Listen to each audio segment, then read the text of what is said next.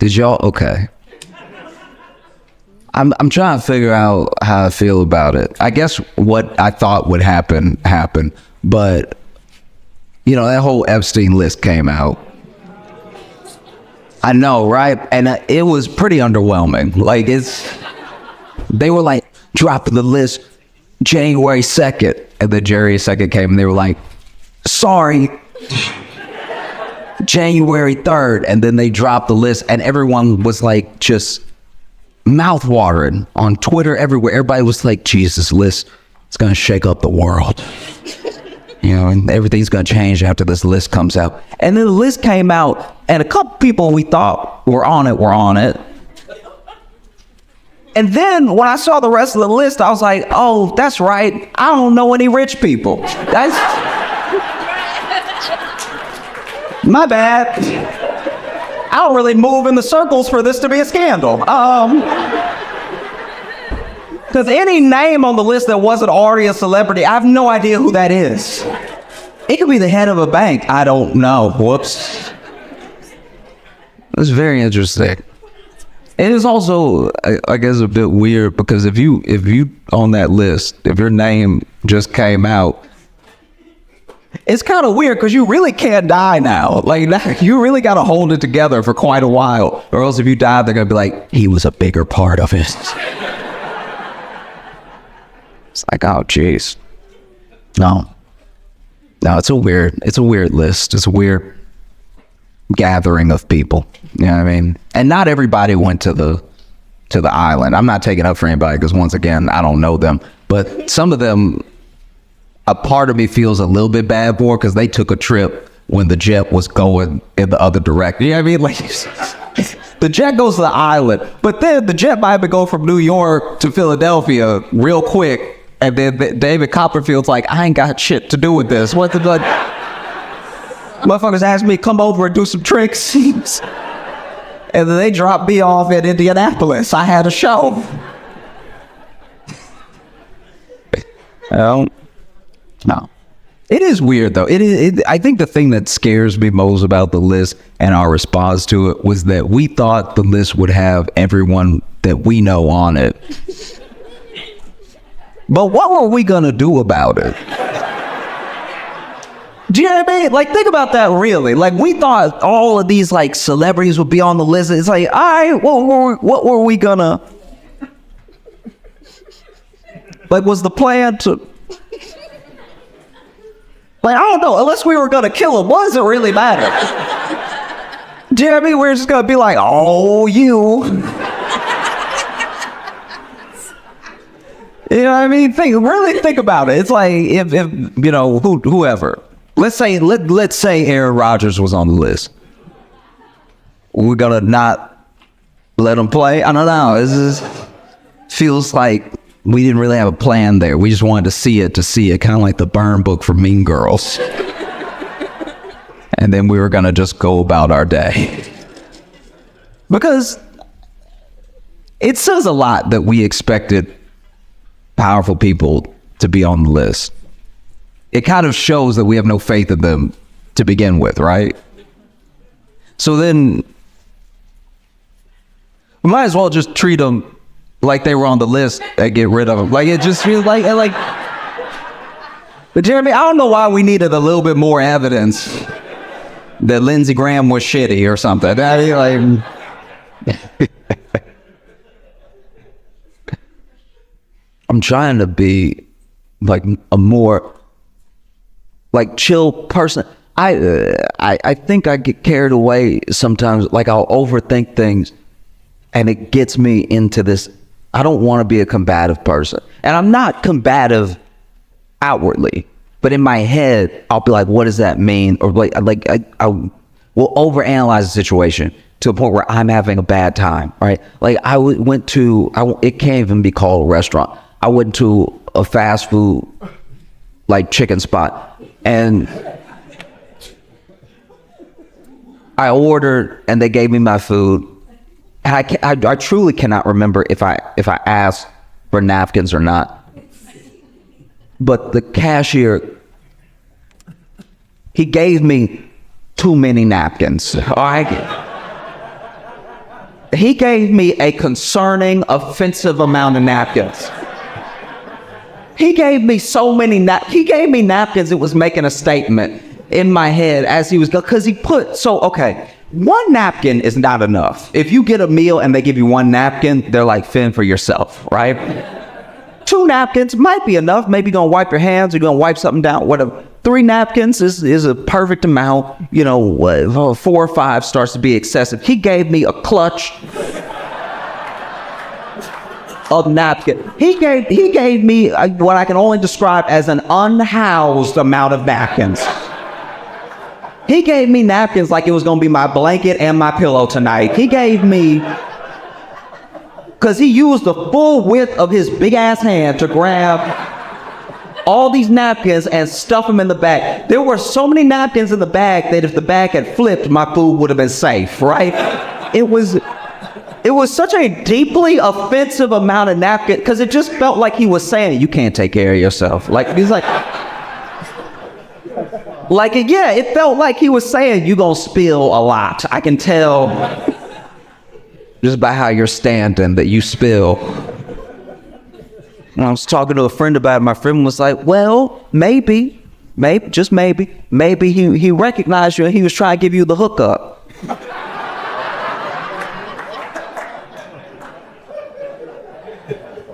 And I was like, okay, even if I'm trying to extend enough grace to not be offended and to think that my man likes my comedy, and so he's like, look, I don't have much, but what I got is these napkins. All right, so if you need anything, I got napkin wise, I got you. All right, napkin wise, I stay ready. Okay. I was like, nah, because he didn't. This is how I know he wasn't like a fan or something. He looked me dead in my eyes when he gave me all those napkins and he didn't smile. That was the most offensive. It's probably one of the most, it was a full middle finger using all his fingers. It was the way that he was like, all right.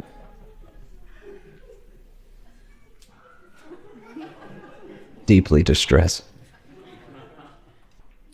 Okay, did you, by any chance, see the dude who jumped the judge? Okay, this is so great. Okay, look, if you have not seen it, it's very quick. If you have not seen it, I'll try my best to bring you up to. Okay, so basically, I didn't know everything was happening. I had to read about it after I saw it. But in the video, you see a judge and what I think is a stenographer. And I knew something bad was going to happen because when the video starts, the stenographer in the corner already got his mouth open, right? And so the stenographer is looking ahead and going, and that is because I don't know how big this man is, but there is a man already in the air flying towards the judge, okay? Now, I don't know because of the angle, I don't know if he got a running start and started flying, or if he just flew from the defendant's stand. Because you know that table they got the defendants at, right? From the angle, it just looks like he jumped from there over, and then no judge's bench is eye level, all right, ever, okay? Which means he didn't just jump across and clear that space. He went up, and it is so sad that our first black superhero is this guy. Then okay, so then he jumps over, he full Soldier Boy over the judge's bench, lands on her. Now, I knew he was gonna get her when I saw him in the air because she was getting out of the way too slow. Because I think even even, I think in her mind, even she was like, he gonna bust his head on this bench trying to jump up here to get me, because she was kind of cold with it, where she wasn't freaked out even though he was flying her, which makes me feel like this must have happened before. And most people don't make it. Like, most people don't clear it and then they bang their head on the bench. You know what I mean? Because for the bailiff to not, the bailiff is nowhere to be found. He clearly jumped over the bailiff, right? Because the bailiff was probably like the stenographer was over here like, God dang. And so then he jumps up and lands on her. She goes down. They're both like under the bench for a second. Then the bailiff gets over there, and then I guess the stenographer, I don't know what this person's position was, but he was in a suit and he seemed very scared. They both start trying to fight this dude. So now this dude is whooping everybody's ass. Like, it's actually quite, like, in my mind, I was like, is he on drugs right now? Because how do you fight from the ground 3 people as you get up? You don't even see that in the UFC, right? And you'll never believe, okay, so she was denying his probation and she was about to sentence him, which is when he jumped over the bench and attacked her, right? And she was sentencing him. His case was battery with severe bodily harm. He did battery at the battery case. And I don't know what the other situation was. I have no idea. But she was about to sentence him. And I don't know how much time he was about to get. But it sounded like she was about to be like, I'm going to have to give you 8 years. And then this man was like, I'd like life, please. I'm sort of done with this outside world. Let me go ahead and stay forever. It's genuinely insane. I think that's the first person we've ever seen as a collective society that is going to get 10 million years. So, like, that's absolutely astounding. Yeah, I mean, if anything, I'm interested in what's going to happen next. I don't know if they'll let cameras in for it, but the judge said, the judge was like, I want to see him on Monday. This Monday, she's like, I want to see him on Monday by any means necessary. She used a full Malcolm X line.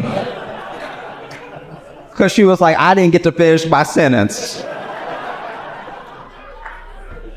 I was reading the news and I saw this Mark Robinson. If y'all don't know who that is, he's a lieutenant governor of North Carolina, and he's running for governor of North Carolina as a GOP candidate. And a bunch of news came out where basically there are these profiles that they found of him from a long time ago being on porn sites saying the craziest stuff you can imagine, right? And this is my thing. First of all, this is a terrifying and dangerous man, and I know that because he leaves comments on the message boards of porn sites. What?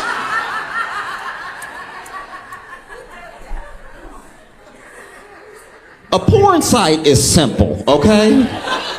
You get in and you get out. You don't stay to chat. What's wrong with you? You're not here to make friends. You are out of your mind. Why are you just on here being with? That's weird as hell. No one I've ever met has been like, oh, well, I can't wait to log on and talk. That's a real sick man right there. That's crazy. And just so you know, Mark Robinson has been endorsed by Trump. Trump would stump with him and stuff like that, and he's been at Trump rallies and stuff. And then, Mark Robinson's a very big man. He's huge.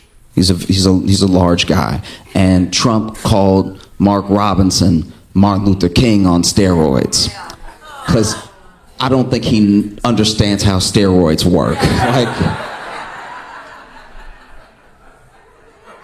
they don't just make you bigger in general. Like, they don't balloon you. Like, you got to work out a little bit. You got to do something.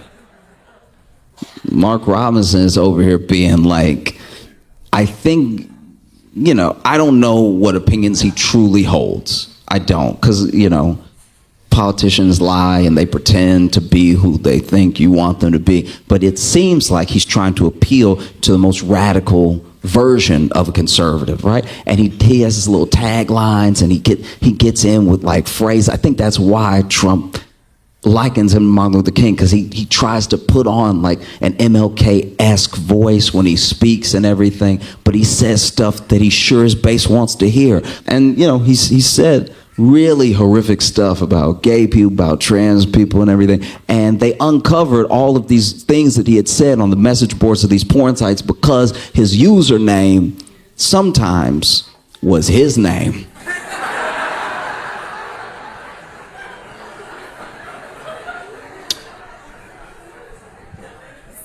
Fellas, I understand that sometimes we're in the heat of the moment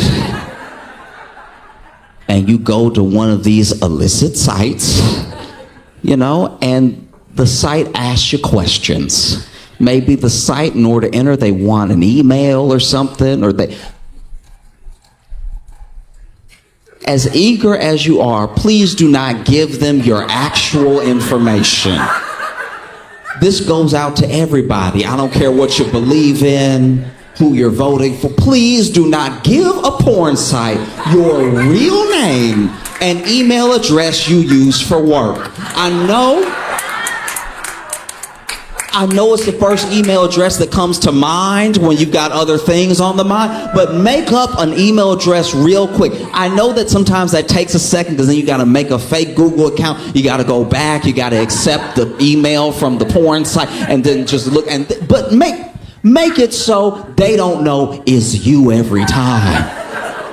It shouldn't be that hard, but apparently it is, because then CNN and the journalists on CNN, I don't remember if they're actually like CNN affiliates, but basically the journalists that looked into it found that on lots of porn sites he was using the same username, the same handles, which turn out to be the same usernames and the same handles he used on like Twitter and like.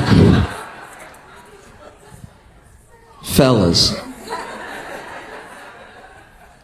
even if it means coming up with a fake name right now, just come up with something to say in your mind. The fact that he was using his email all the time, but it makes sense. I guess he would use his email because he was using his name and he was commenting and all that. So he probably wanted to get the feedback from what people were saying to what he was saying. Now that I think about it, maybe it was more intentional than dumb.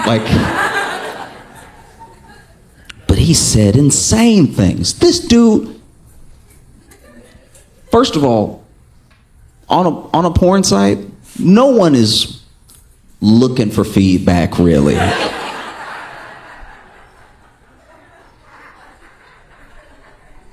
Do you know what I mean? Maybe there's some. Maybe some crowd-funded, crowd-sourced. Do you know what I mean? Like I'm sure. Look, I haven't been on OnlyFans, but I'm sure with an OnlyFans, there are people that are like, I made this thing. I hope people like it. Let me get some feedback. This is what they like. This is what they don't like. That makes sense, right? But if you're just out in the world watching whatever comes up, and then you're just commenting all the time, you need a friend. This dude said such insane things. Some of them I can't repeat, but a couple of them I will.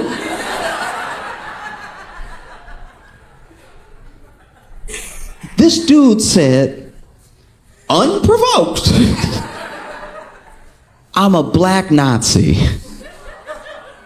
I don't know where you begin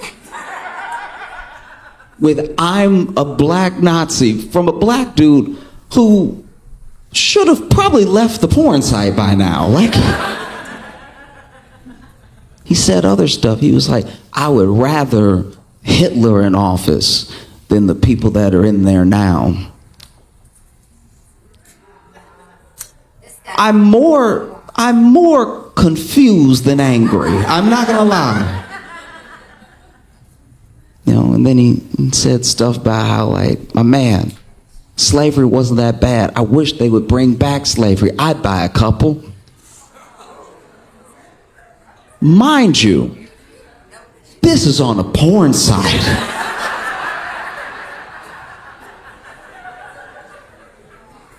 What wires do you have crossed in your head? Does being horny make you angry? What? In what world does that come up? You know, it's very specific. You know? In what world are you on a porn site and then you're like, you know what really needs to be fixed? The Senate.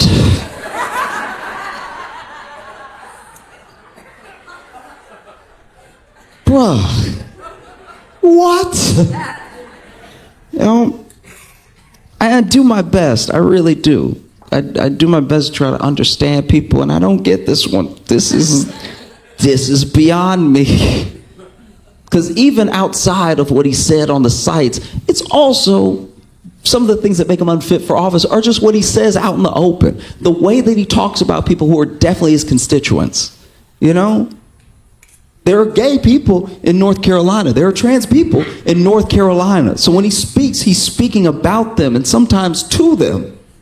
And he says very sick, hateful things, you know?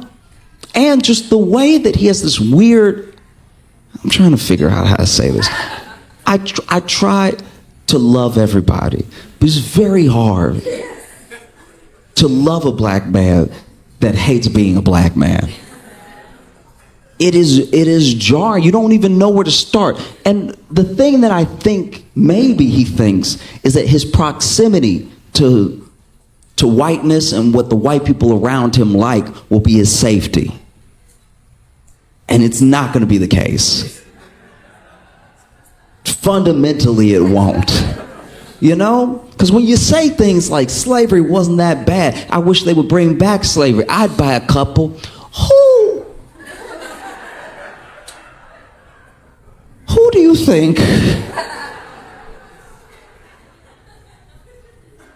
It's hard to get to the bottom of what this person is thinking. Because it's so crazy. You know?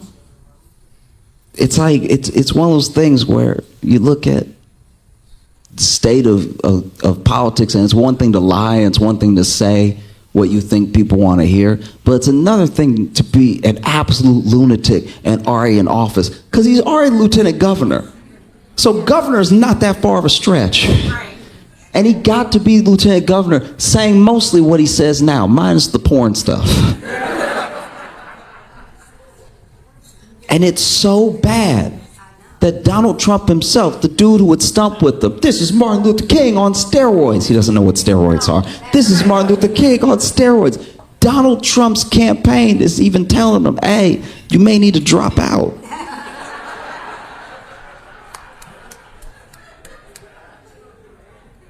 If Donald Trump's campaign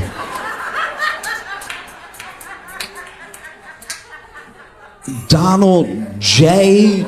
Trump's campaign is telling you to drop out, you should probably leave Earth.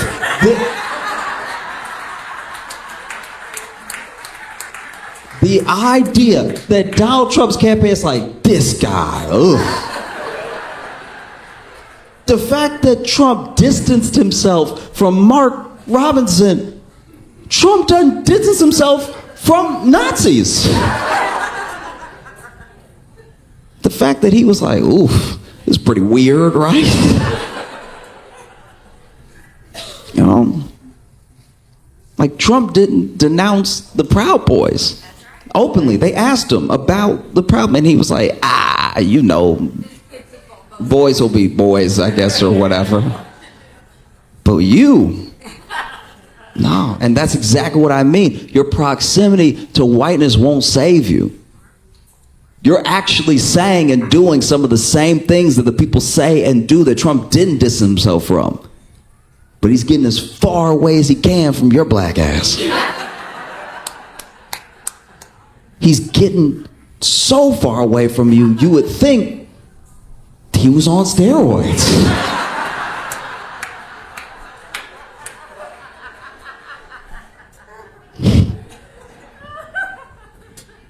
I think a lot about how we think about each other and we treat each other, especially now with like an election on us, you know.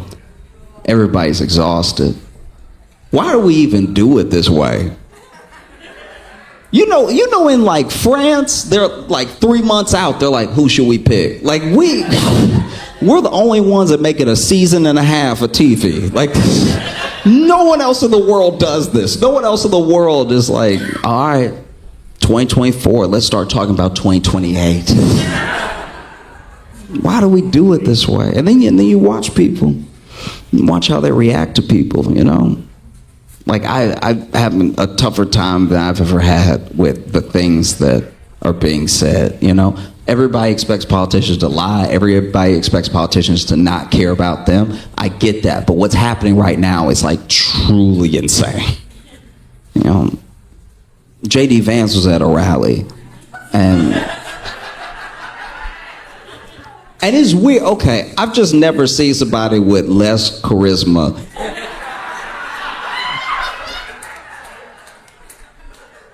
Like, J.D. Vance makes Ron DeSantis look like Ron White. Like, it's...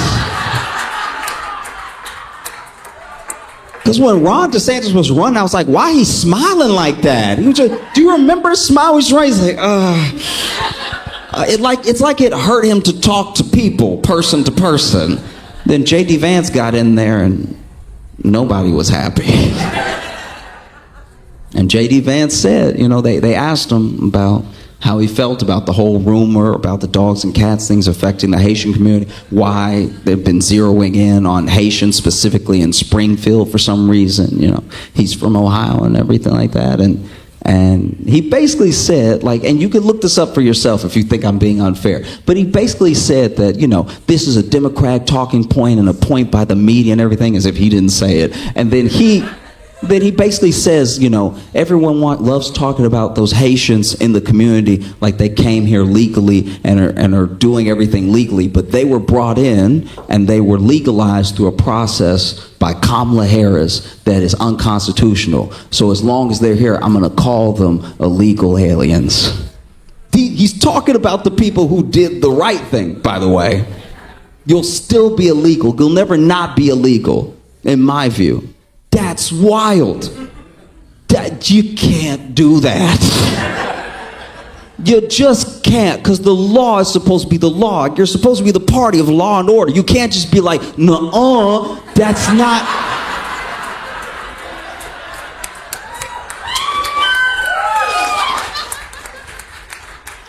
It's not how the law is supposed to work, you know? And look, I think that one of the reasons we get pitted against each other really, really hard is because America makes a promise, and it makes a promise to everybody that they will have it better tomorrow.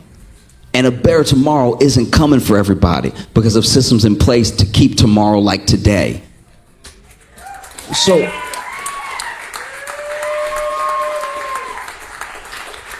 when I see Donald Trump at a rally, and he says they're coming from Africa, they're coming from the Middle East, some of them are coming from Asia. These people are coming to our country, they're poisoning the blood of our country, and we have to get them out. I don't just think about people of color. I do think for a second about white people from the past, right?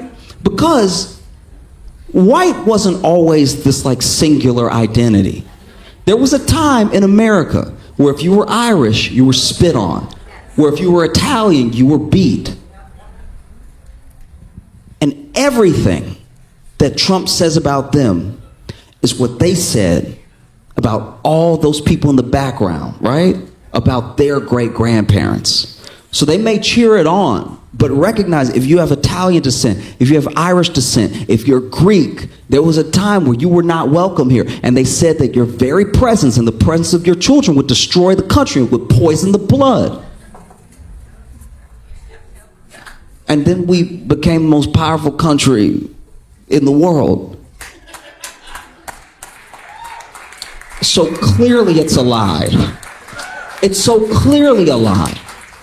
Do you know what I mean? And I'm not saying this as if I'm like, oh, you know, don't even have a program, open borders, just let everybody come in, spill it. The thing that they are painting, sometimes it's not even what's happening in the area. And look, I'm going to tell you right now that I think that there should be a fair and legal and simple process for becoming a citizen. Do you know what I mean? And I think that having a process is not un-American. Having a process is not cruel, right? But there has to be a process. But then when that process is adhered to, you can't just be like, no, that's unmanageable. You know, that's wild to me. You know, I have friends who, one of my good friends is Italian, first generation Italian, and he's a bit older, and he tells me stories of what it was like for his family, right? And so much of it was based around fear. These Italians are coming over here, and they're gonna ruin everything with their good food. You know? And they were called criminals. There was an assumption that everybody, no matter who you were, in the Italian community was in the mob, and you were dangerous, and people should stay away from you, you know? It's everything. It's every single thing that's happening now. I'm not saying that there's no possibility of having an immigration problem. I'm not saying that it's not something that needs to be addressed. I'm saying the rhetoric that you use when you talk about people is important. No matter what you do when you build policy, you know?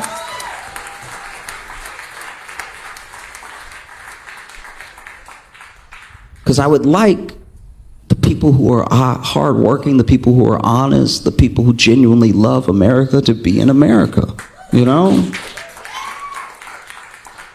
Because the same things that they do to immigrants now is what they did back in the day, you know? Maybe you were Irish, and maybe an Irish person in your community committed a crime, and now it's a crime on all of you. Not just one of you did it, y'all all did it. Every single one of you, and we're gonna make you feel like you did it. We're gonna put up signs, right? And if you're Irish, you know what those signs said.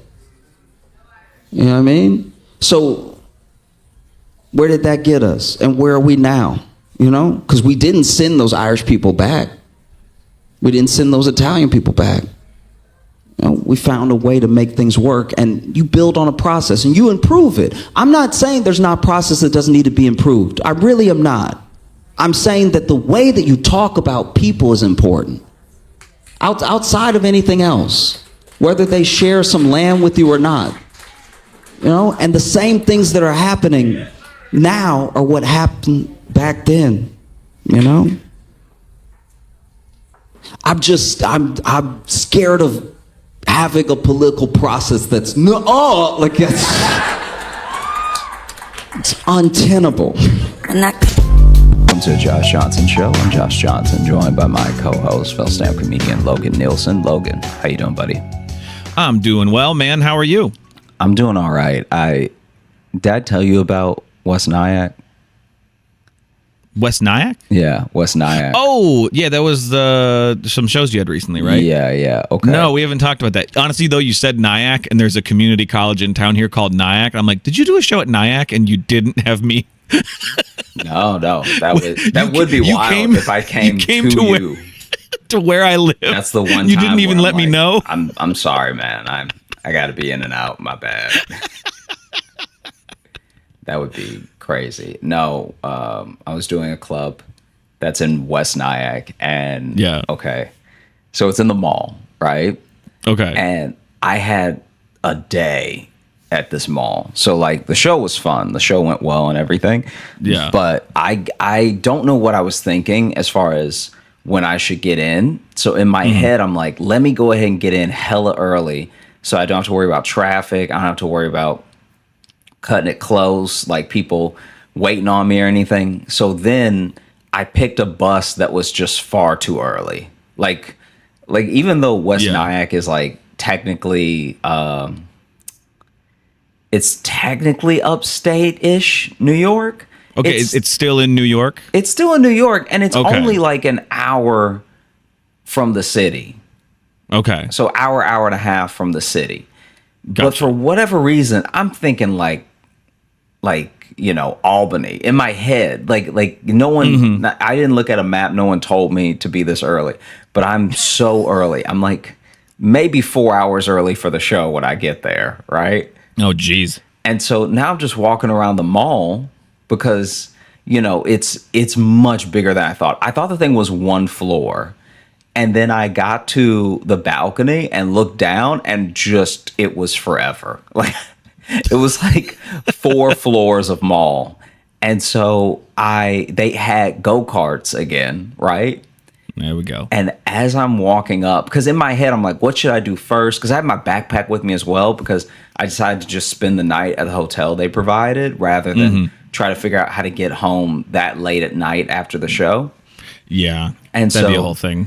I went ahead. I'm just walking through the mall, taking stock of like what shops they have, what food, what entertainment, like just getting a full briefing. Because for whatever reason, I didn't look any of this up ahead of time. I genuinely was like, this is all Googleable, and I was just like, nah, I'll see it when I get there. I like that he's being like, for some reason, this is also a very Josh thing to do. But like, maybe I just wanted to be surprised. I have no idea. So then I want to give myself a little treat. Yeah, I just want to be surprised. I haven't been in a mall in so long. The last mall I was at was the one with that security guard, that whole thing that we talked about episodes ago. So that was last year. That was last summer when you were at Acme. Yeah, so I've not been in a mall in quite a while, and so I like malls. We've talked about this as well. I like malls. We did a whole episode on malls. Yeah. So this mall is really great. It really is. It's really like chock full of stuff to do on top of lots of shops, Yeah. So it's not just shopping and then I guess we'll eat at the food court and then just sit and be sick and leave. Can you move your mic a little closer to your mouth? Yeah. Yeah. Is that better? Yeah, a little bit. You sound so like distant though still. Oh, really? Okay. Oh, there we go. That sounds better. Okay. I don't know what's going on. Maybe your gain's really turned down or something. Maybe I twisted it wrong. And so. Oh, you know what? I wonder if the mic is facing.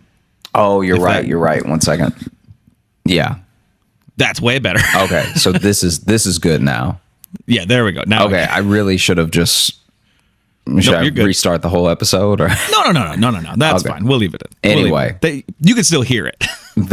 So then I'm walking around the mall and I'm taking stock of what's on each floor. So that way I can just, by the time I get to the first floor, really plan out the perfect mall day, because this mall has an AMC.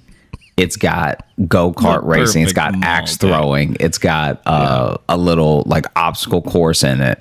It's got VR, all this stuff. And so, I mean, honestly, this sounds like your mall, man. This actually sounds like a perfect mall for you to be in for 4 hours. We should actually go back because it's like you would be surprised how fun it is in there. It's just I had a day anyway. Okay, next time I'm in New York, we'll take a trip upstate. The only thing that made the experience horrible was that I was alone, because then you needed another person to do so many things. Right. Anyway, Joshy the mall rat. I get over to the go-karts, and as I'm walking up, and it says go-karts up to 50 miles per hour. Speeds up to, so they're like inside? Inside. Okay. Holy shit. I'm walking up, and let me see if I can find it. I'll send this to you right now. I didn't get a good enough one, but I took a picture. I felt bad taking a picture because I wasn't sure if this person was let me see. So I'm walking up.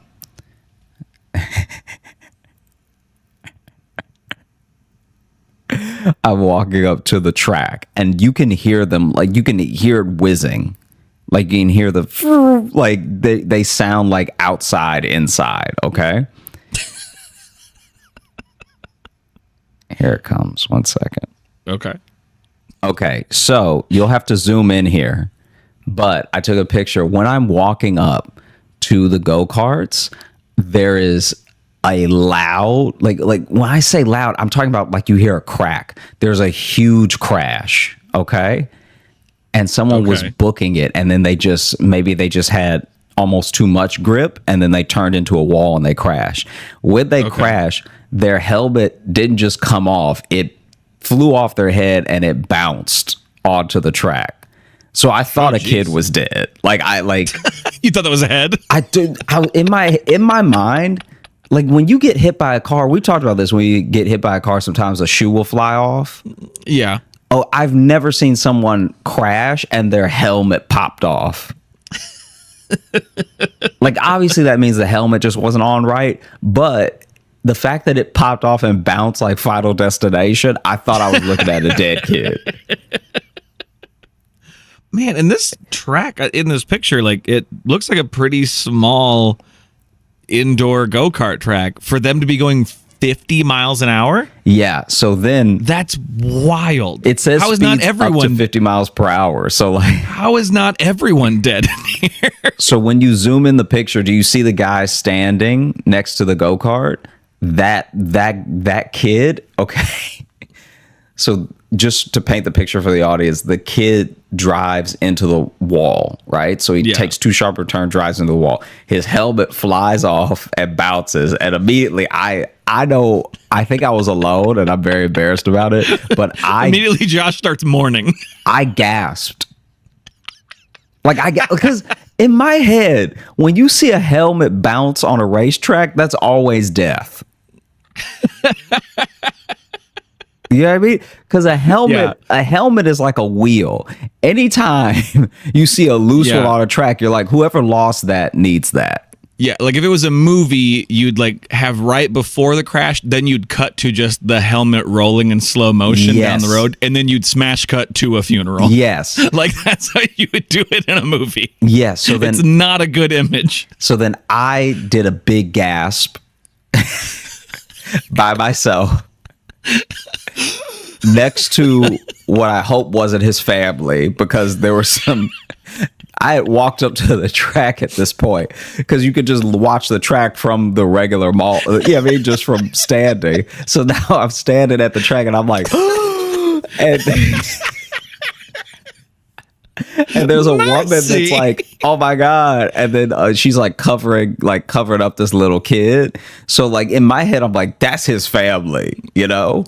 Oh, God. And so he crashes and he's doing this thing where his hands are on his head, but I can't tell if it's out of embarrassment or because he hit his head so hard that the helmet flew off.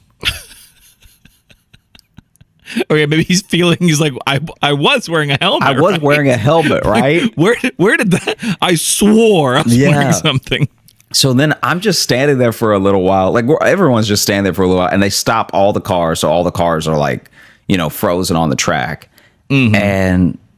And then the guy walks up, and the kid's like, he's talking to him, but the kid just keeps doing this, like rubbing and touching his head. And I'm like, did he hit his head? Is he still like that perplexed where the helmet went? Mm-hmm. And because the helmet's behind him. So basically he hit the wall, the helmet flies off his head, bounces off the wall and flies over his head behind him. Okay. But I think maybe he just blinked or something, and it all happened so fast. He was just like, so this is death. Because you don't need a helmet in heaven, you know?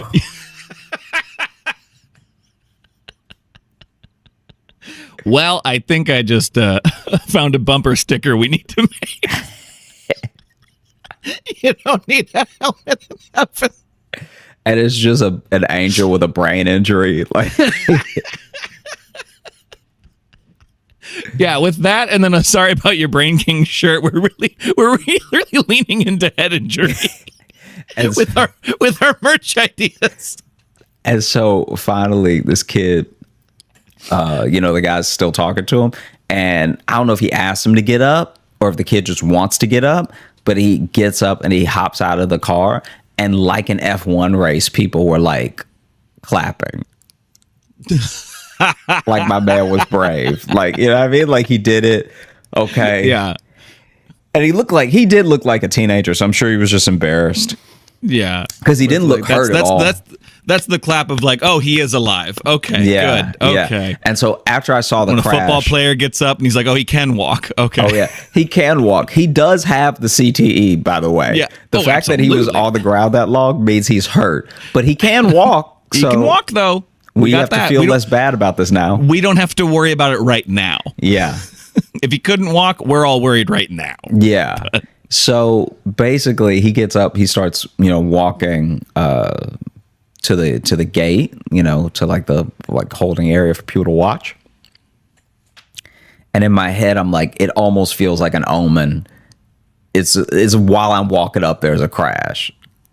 Yeah. Like, I don't know if there's crashes all the time, but as soon as I saw that kid get out of the cart and walk away, I was like, I think I'm good. I think I'm not that good of a driver anyway. Like, I was really excited to do it as well. I was like fully hyped to do it. Right. Anyway. So I gotta do a show later. I can't have a brain injury. yeah. So then I'm walking around like, okay, so go-karts is off the list.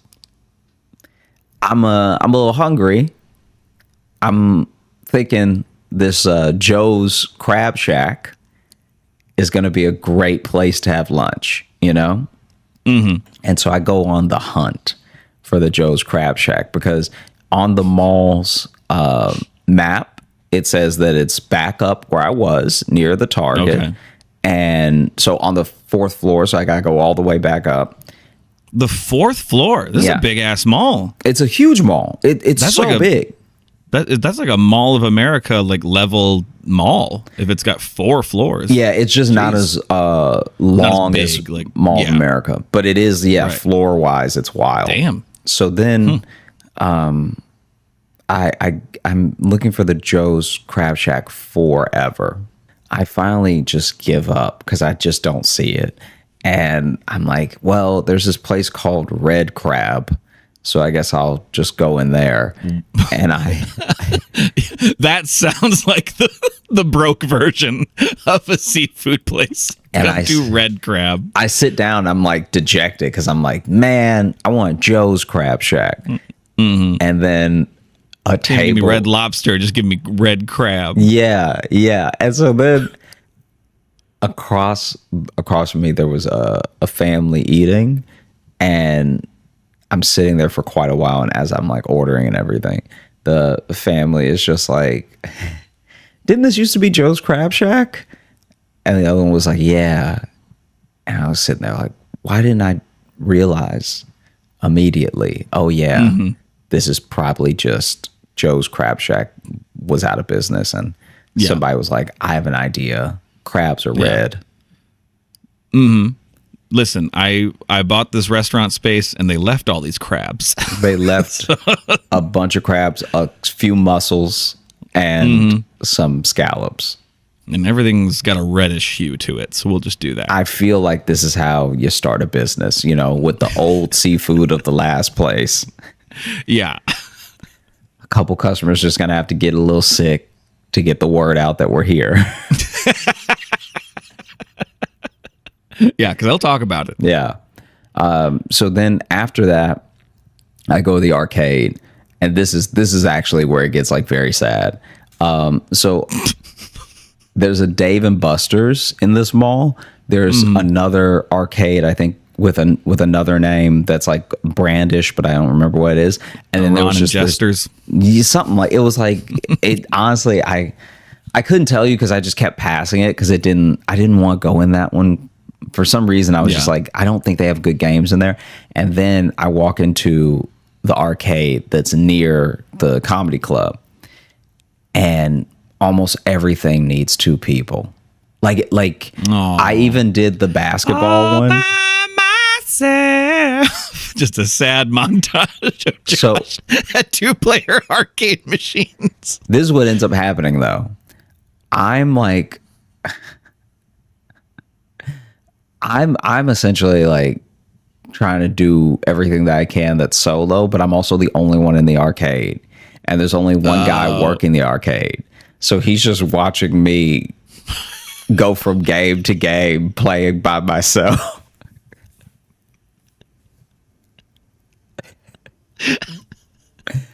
like I'm I walk in and I'm like, hey man, so how's it work? Like, do I pay you or what? And he's like, first go make some friends. yeah. First come back with people. So then I'm like, hey, how's it work? Do I pay you or what? And he's like, you can if you want, but there's a machine over there that just, it's a card that you load and stuff, and starts explaining to me. So it works just like Dave and Buster's.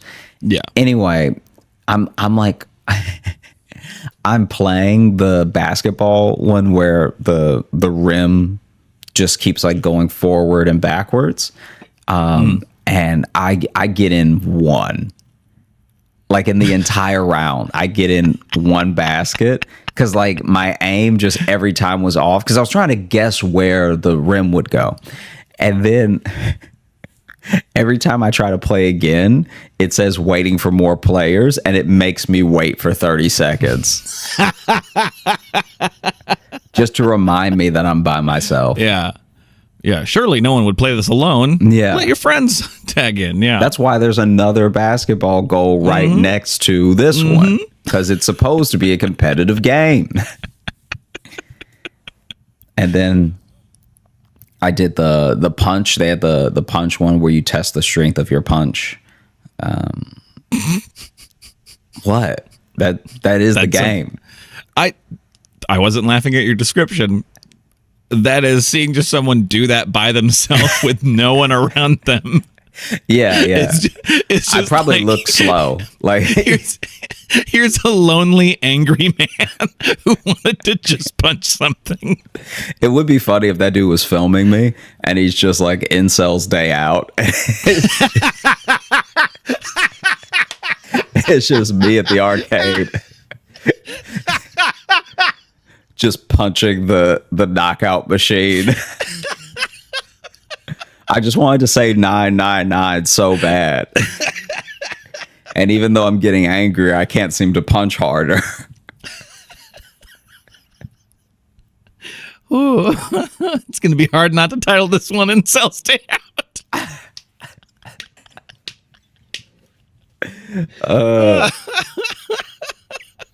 So, my friends didn't show up. I'm like cranking it too. First of all, I play it. Admittedly, I play it too many times. Like I play it like I have a problem. This is my only outlet. Swipe. Oh! Yeah, like you just came from a court hearing. Gotta go work this out right now. Yeah, I'm furious that I won custody. Yeah.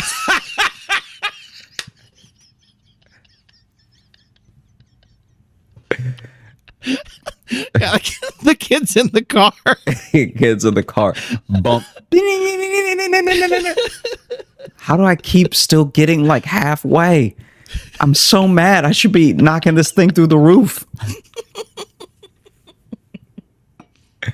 So, man, I play it way too many times. And then there's air hockey, and I had a moment of silence for how I would have dusted your ass if you had been there. And yeah, I mean, when you're by yourself, you can really have fantasies like that because you wouldn't have to face reality. Kid, let me tell you, all right? I would have sunned you, okay? I would have beat you so bad that I would have had to buy you the baseball cap with the fan on top. You would have played that punch machine way more times to work out the frustration from getting your ass ruined. No. Yourself, you, sir, Logan, the individual in front of me, you, yes, you. Me, sure. Would me, have the guy been who's really good at air hockey. screaming with how much you would have been losing. Well, I always scream when I'm victorious. Like, put my Losing. hands up. Losing. I'm not familiar with that term because it doesn't happen when I'm around you. That's very cute. But we both know that you will have been destroyed. Anyway. Okay. I'm just saying you were lucky you were by yourself. Anyway. I know you were I know you're sounding sad, but you were very lucky to be alone in this situation. Otherwise, I would have ruined your day. Continue. You would have ruined nothing. My day would have been made from seeing the tears stream through your beard onto the wispy air of that table, watching your tears float like an air hockey puck. So then I must have been there for like an hour because Jesus. people finally start showing up and it just makes it worse. Like, because before I just had to worry about the guy manning the place watching me being Right. like, wow, he's really by himself. And if you think it's sad to be by He's yourself not happy about it. in an arcade, like the whole of an arcade just to yourself seems like a dream until you realize how many games need another person. So then the only thing, Especially like a mall arcade, because it's not like old cabinets. It's Yeah. like it's those social games. It's not just like, oh, there's a Exactly. Galaga. It's not that. It's not like a throwback barcade kind of thing. Exactly. And so basically, the only thing sadder than being at the arcade by yourself is reloading the card to play more games by yourself. Where you have to reload the card. I gotta put more money on this card so I can punch this thing more. I'm telling you, I had to reload the card 3 times because I kept running out of credits. And it feels crazy initially to be like, oh yeah, let me put $50 on this card. Because in your mind, you're like by yourself. You're like, why would I ever spend that much money? Whatever. But then you spend 10 and then you're like, you run out, but it's only been 10 minutes. So then you get another 10. How much money did you spend it? Did you put 50 on first and then had to reload after that? No, I kept putting too Okay. little. Oh, okay. Because the way you said it, I got worried for a second that you spent like $150 No. at this arcade by yourself. No. I spent at first I got $10 because I also didn't know how Okay, much yeah. everything would cost. So Yeah. I'm like, I might only play a couple games. Let me not put so much on this card that I have stuff left over.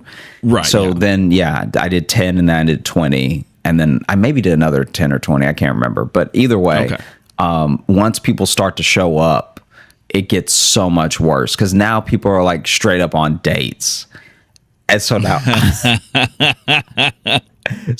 I'm like trying to play. I'm trying to play games next to people who are like actively on a date. And they're also like teenagers too. I was they're gonna not say, even if like it's a date, they're kids. they're not even like other adults, you know? And so it's just me trying to hit clowns with a ball. And then he's doing the ring toss and she's like, yeah, you can do it. And then anytime I even accidentally make eye contact with them, they both look down. Like I'm like actively trying to get away from them as quick as possible, but my game is still going and I've already swiped the card. So I'm like, oh, jeez.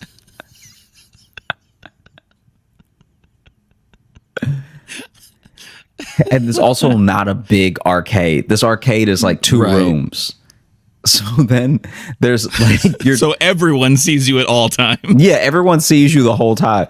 And so then I got on this motorcycle one where they don't explain the game at all. So I'm on the motorcycle and they have the throttle, but they didn't what's the thing that you grip that's like, so you have both handles, one has a throttle, and then Yeah. there's a little thing that you clutch. Is it the clutch? There's like the brake one. The and brake. then Okay, yeah. One of the other. There's usually like a little clutch, like Yeah. switch or whatever, but it's not Okay. like the handlebar. I think. I don't know. Don't know motorcycles that well. Don't leave a comment. I don't care. I played the entire thing without using the brakes once, so I kept crashing because I would throttle less, but that's not the same as braking. So then I was just crashing horribly, and I'm swinging because it was one of the ones you can lean with. And so I'm like swinging and crashing into stuff, and I'm getting really frustrated. And then there's just like a group of kids behind me because they're waiting to play it together.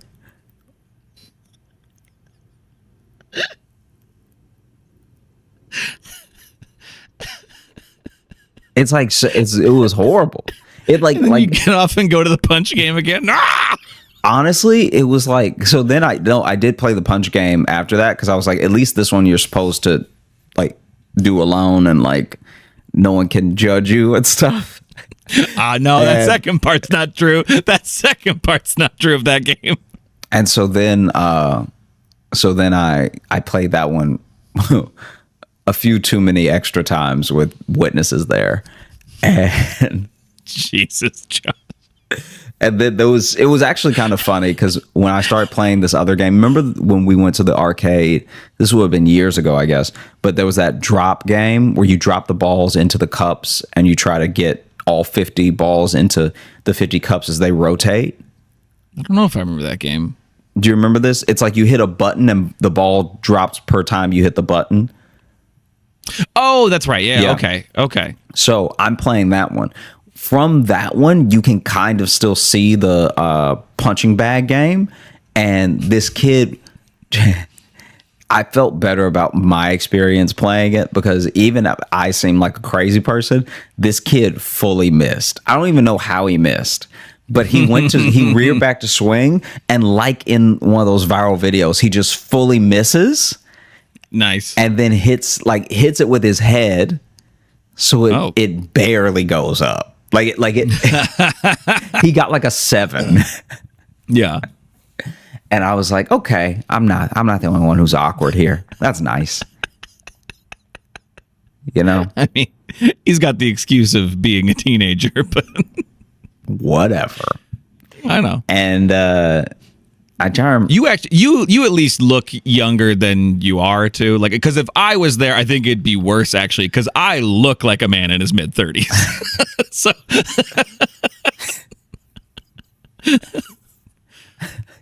well, it helped that me clearly trying to bond with my adopted son that you somehow lost. Because if you're in there by yourself, I will say it helped that I had a lollipop. Well, I meant me with you. Oh, is what I meant.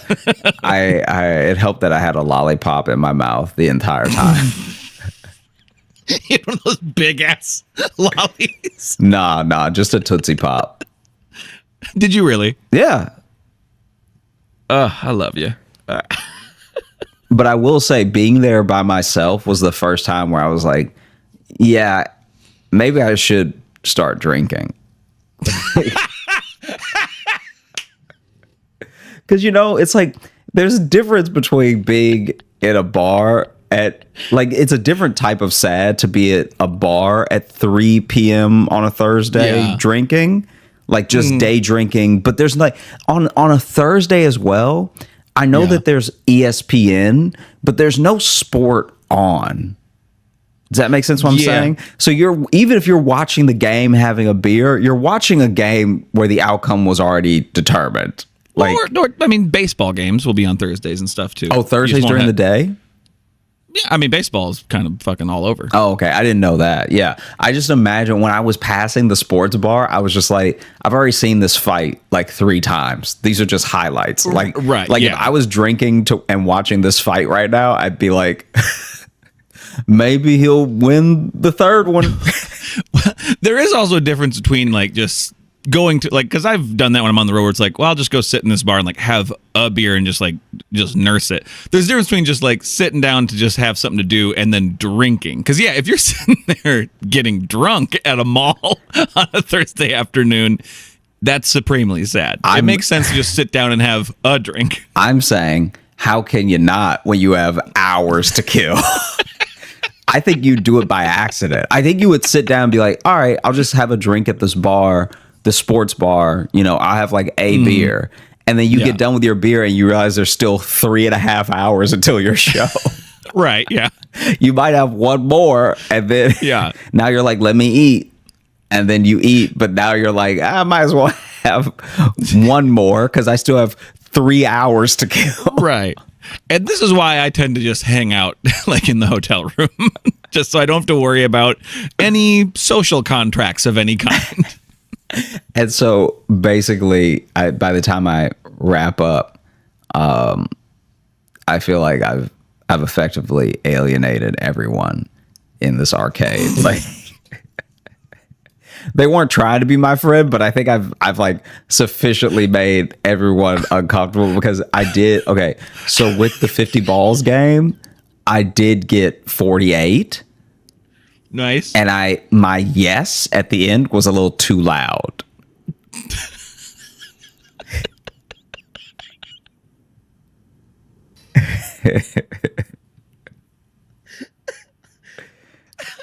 Before you were just kind of alone, and now you're like, yeah, you're pumped now. I'm not pumped about being alone. I'm pumped that I got 48 out of the 50. No, I know why you're pumped, but yeah, you're sending a lot of messages to these people. Yeah. So then I head out. I take my tickets. I get a couple prizes, and I peace out. What prizes did you get? It's mostly stuff for Sally. What? I told the guy I had a girlfriend. I'll tell you right now, he did not believe that at all. So I got her. Oh, sure. Give this to your girlfriend next time she's down from Canada. I got her a jumping frog for her desk. So it's the one where you pop the back and it hops up. And then I got her a little parachute army man because she hadn't seen one of those before. And she went on and tussled your hair. And then Thank you, Joshy. I got us a domino set so that we can play dominoes sometimes when we stay in. And I got a fake mustache for her, me, and Chance.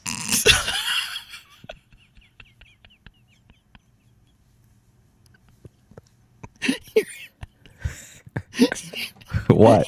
You're a huge fucking dork. Me? What? What?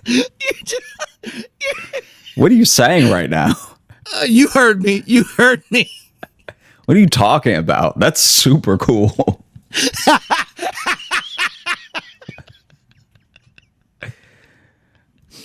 Oh boy. What?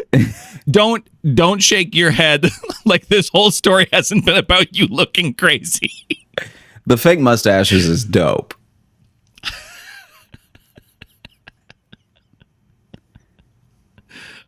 You're telling me that you don't wonder what you, Jess, and Maddie having fake mustaches would look like. Well, I have a real mustache, so that's never really been a... Yay for you. You didn't answer my question. If you, Jess, that and would be- Maddie all had fake mustaches. If we all had fake mustaches, would be very fun. I would not... I would not have the cost of that being an hour and a half alone in an arcade. It wasn't surrounded by judgmental teens. It wasn't the cost because I didn't even know the mustaches existed until it was time to turn my tickets in.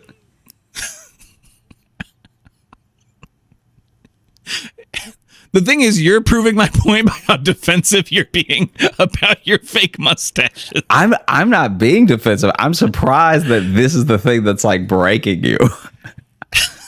No. This was a journey. Okay, there was an arc leading to this breaking. Okay, if you would have just said, "I went to an arcade and I won some little things," okay, yeah, because you use the credits, you use the token. That's fine. I do that too. But it was the leading up to it, and then to still be like, "I'm gonna go get a bunch of toys." I have a girlfriend. This is for my girlfriend. Yeah. Yeah, let the people know. It just sounds like someone slowly making it up. Like, no, I'll get mustache. I'll get 3 because we have a dog too. We live together. Everything's great. They're real, and he's like, Yeah. Yeah. Why don't you go punch the thing one more time? This one's on me. Go ahead, buddy.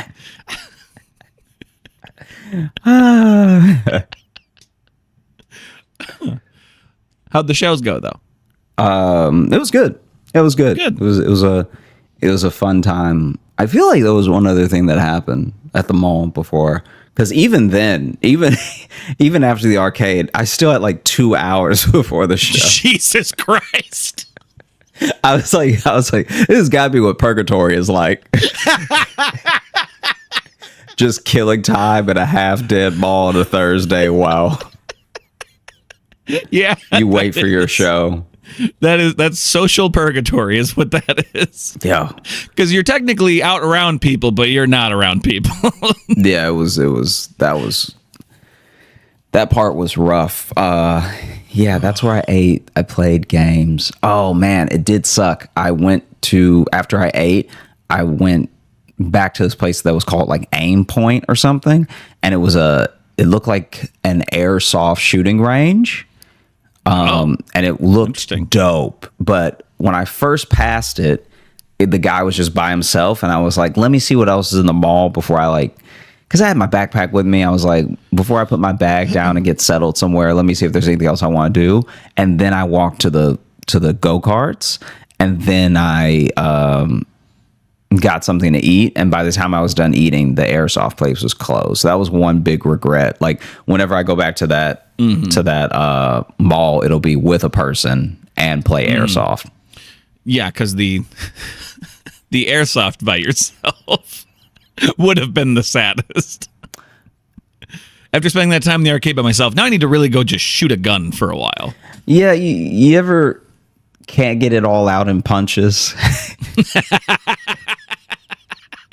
You ever want to hold the replica of a weapon of war? Yeah. Just really think about something, you know? Oh, man.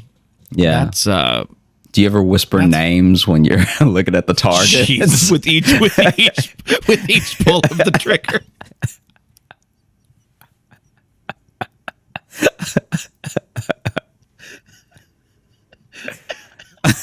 Yeah, these situations are handled up here now. Yeah. Just recocking it, Steven.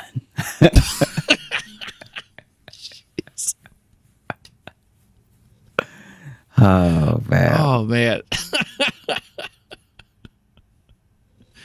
Oh, that's great. Yeah. And you said there was a VR place. Did you go to that? Because that's your thing. Yeah, I got very sick. Oh, really? Yeah, because it wasn't a good VR. Like it didn't look good as far as the graphics. And you need this is the problem with a lot of VR now that tries to do an immersive experience is that they will then. What's the best way to describe this? They will be so focused on making the backdrop look good that sometimes the depth of the things that are close to you versus far away just feels blurry, looks blurry. You know what I mean? Like there's just a thing of like something's lost in translation here to where you end up with, I understand their design and their idea, but you end up with like PS1 level graphics and you can't do that in VR or you'll get sick. Yeah, because you don't get the proper depth of field and stuff like that. Yeah. And so that is where I'm like, oh, this is not a fun time. Because remember when I was at the mall, I told you about when I was at the mall in Indianapolis and there was just that lady by herself that was like, I was the only person to do the VR that day. and you didn't know that you were seeing your future. Jeez. I was the only person to do the VR. I got sick at that VR because that one was just also horrible graphics. It was like that again. So what was the experience? Like, what was it? It was like a ship where you have good. So you can get seasick too. Yeah. So you have your blasters and it's like moving you as you try to shoot the targets and stuff. Okay. But I think also that's another one where I know this doesn't make any sense because the headset is like on you, but I'm pretty sure if another person was there to like give you some range of where things were, you also wouldn't get as like in my opinion as like woozy as I got. I guess what do you mean by that? If someone else is there, so to they give you had this thing where people could sit next to each other. They had one that was like for 2 people. Oh, okay. So you're saying then you'd have like another person You'd have in the another experience to give to kind of ground you a little bit. Yeah, to maybe. ground you, like Oh, you hear okay. their voice and stuff, so you're Right. not fully isolated in it. And also it looks like your arms would be touching or something. Like there'd just be one thing where it's like, okay, here's where I am. What you're saying is it'd be nice to have human contact. Is what you're saying. Sure. Is kind of what you're saying is just human contact and human intimacy would solve a lot of the issues at this mall. Yep. Yep. They also had a Jamba Juice.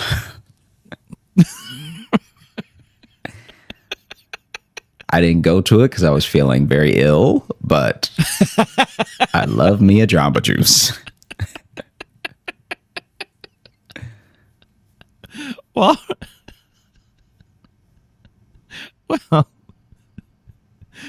isn't necessarily a stellar review of this mall, but And I'm gonna go back. Like I think that this mall, once again, this mall is dope with if you have like your friends there with you because if you have love in your life, it's a great mall. jeez.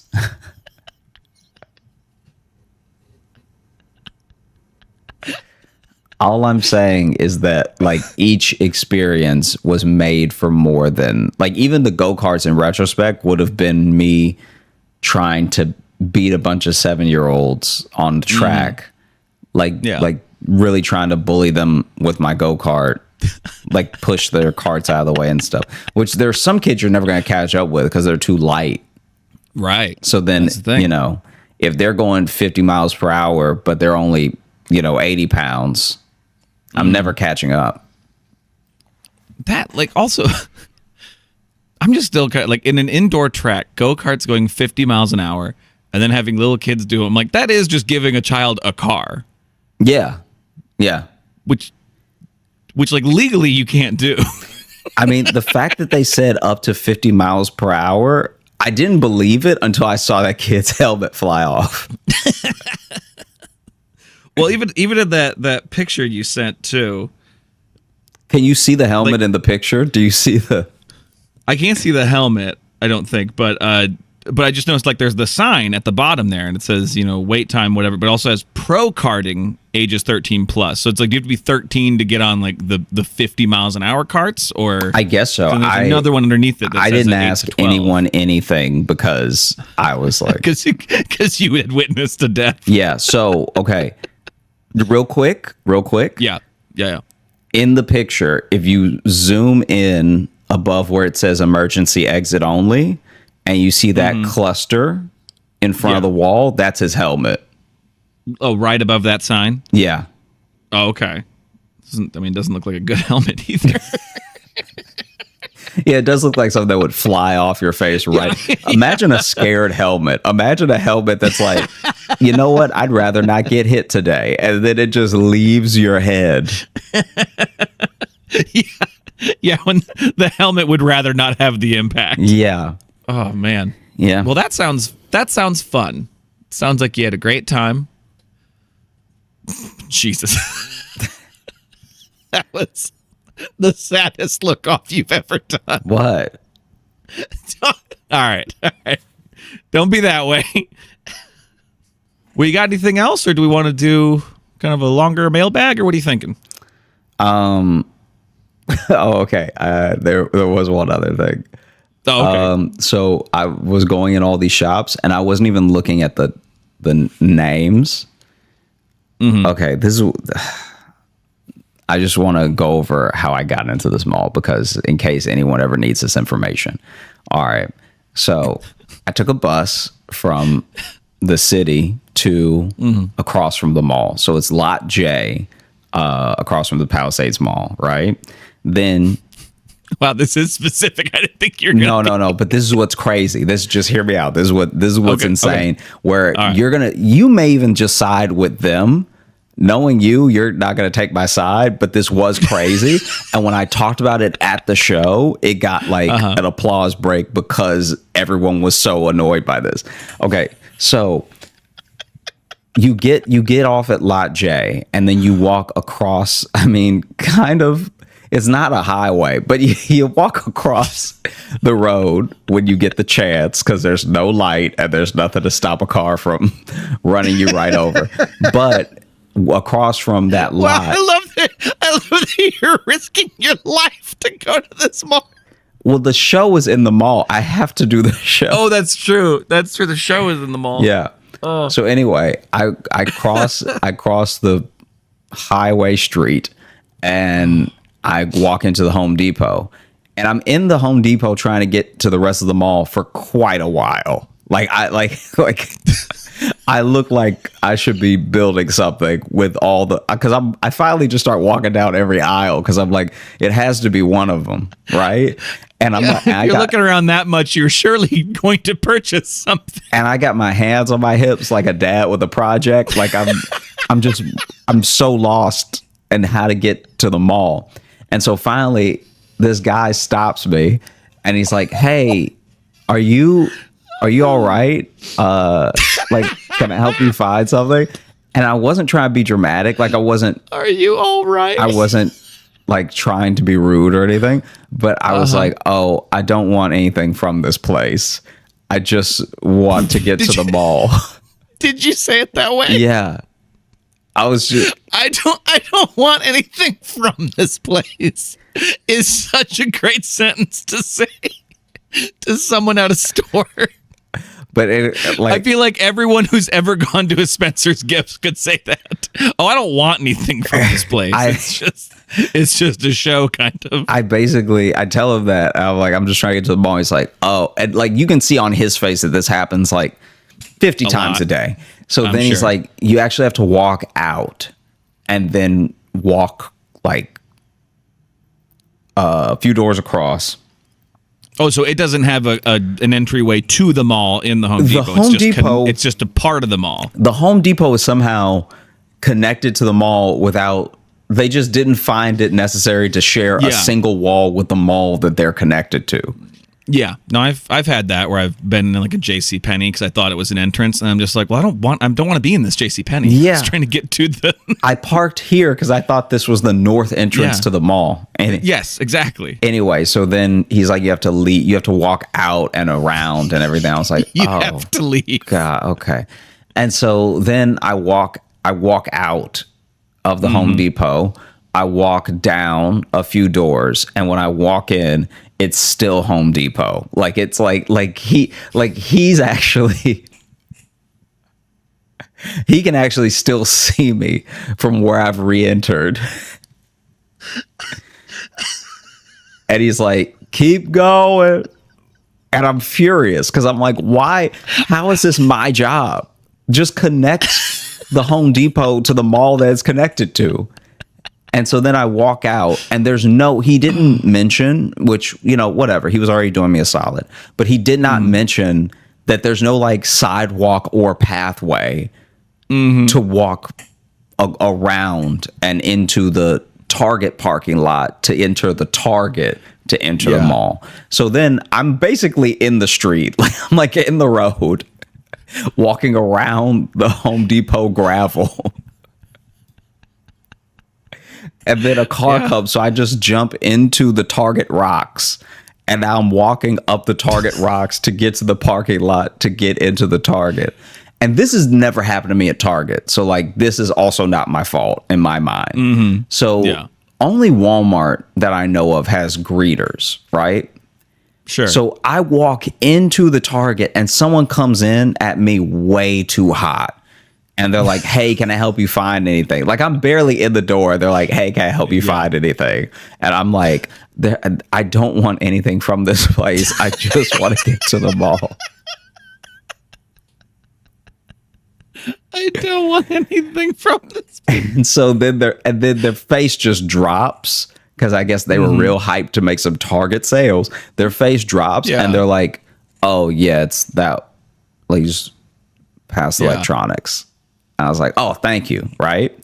Wow, they dropped their customer service quick. Our energies completely and totally changed.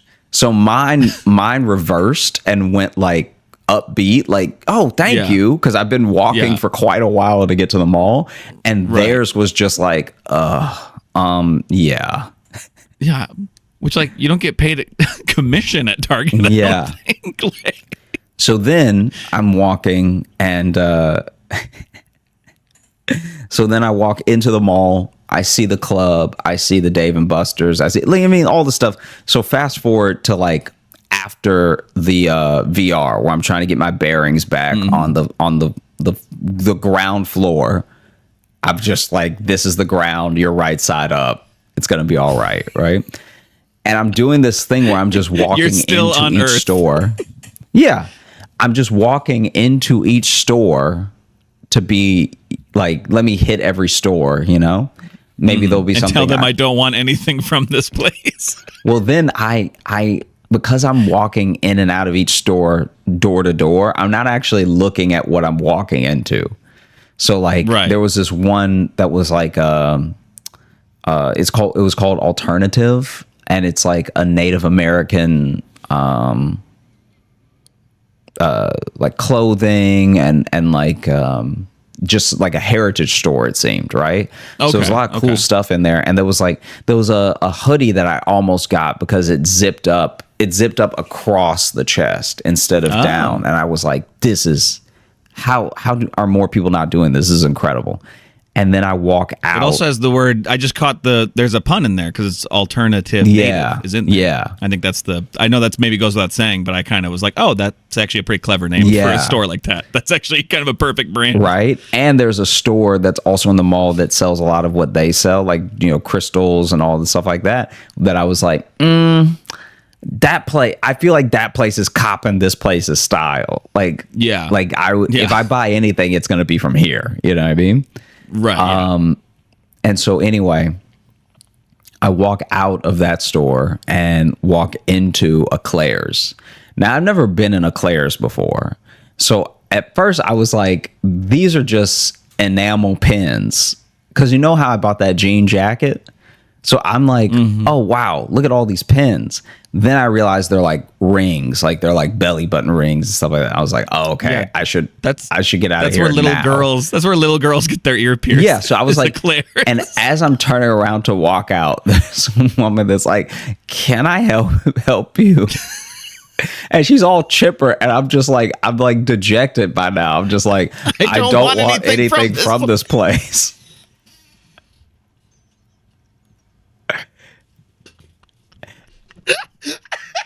And then I just sat in a massage chair till it was time to go to the show.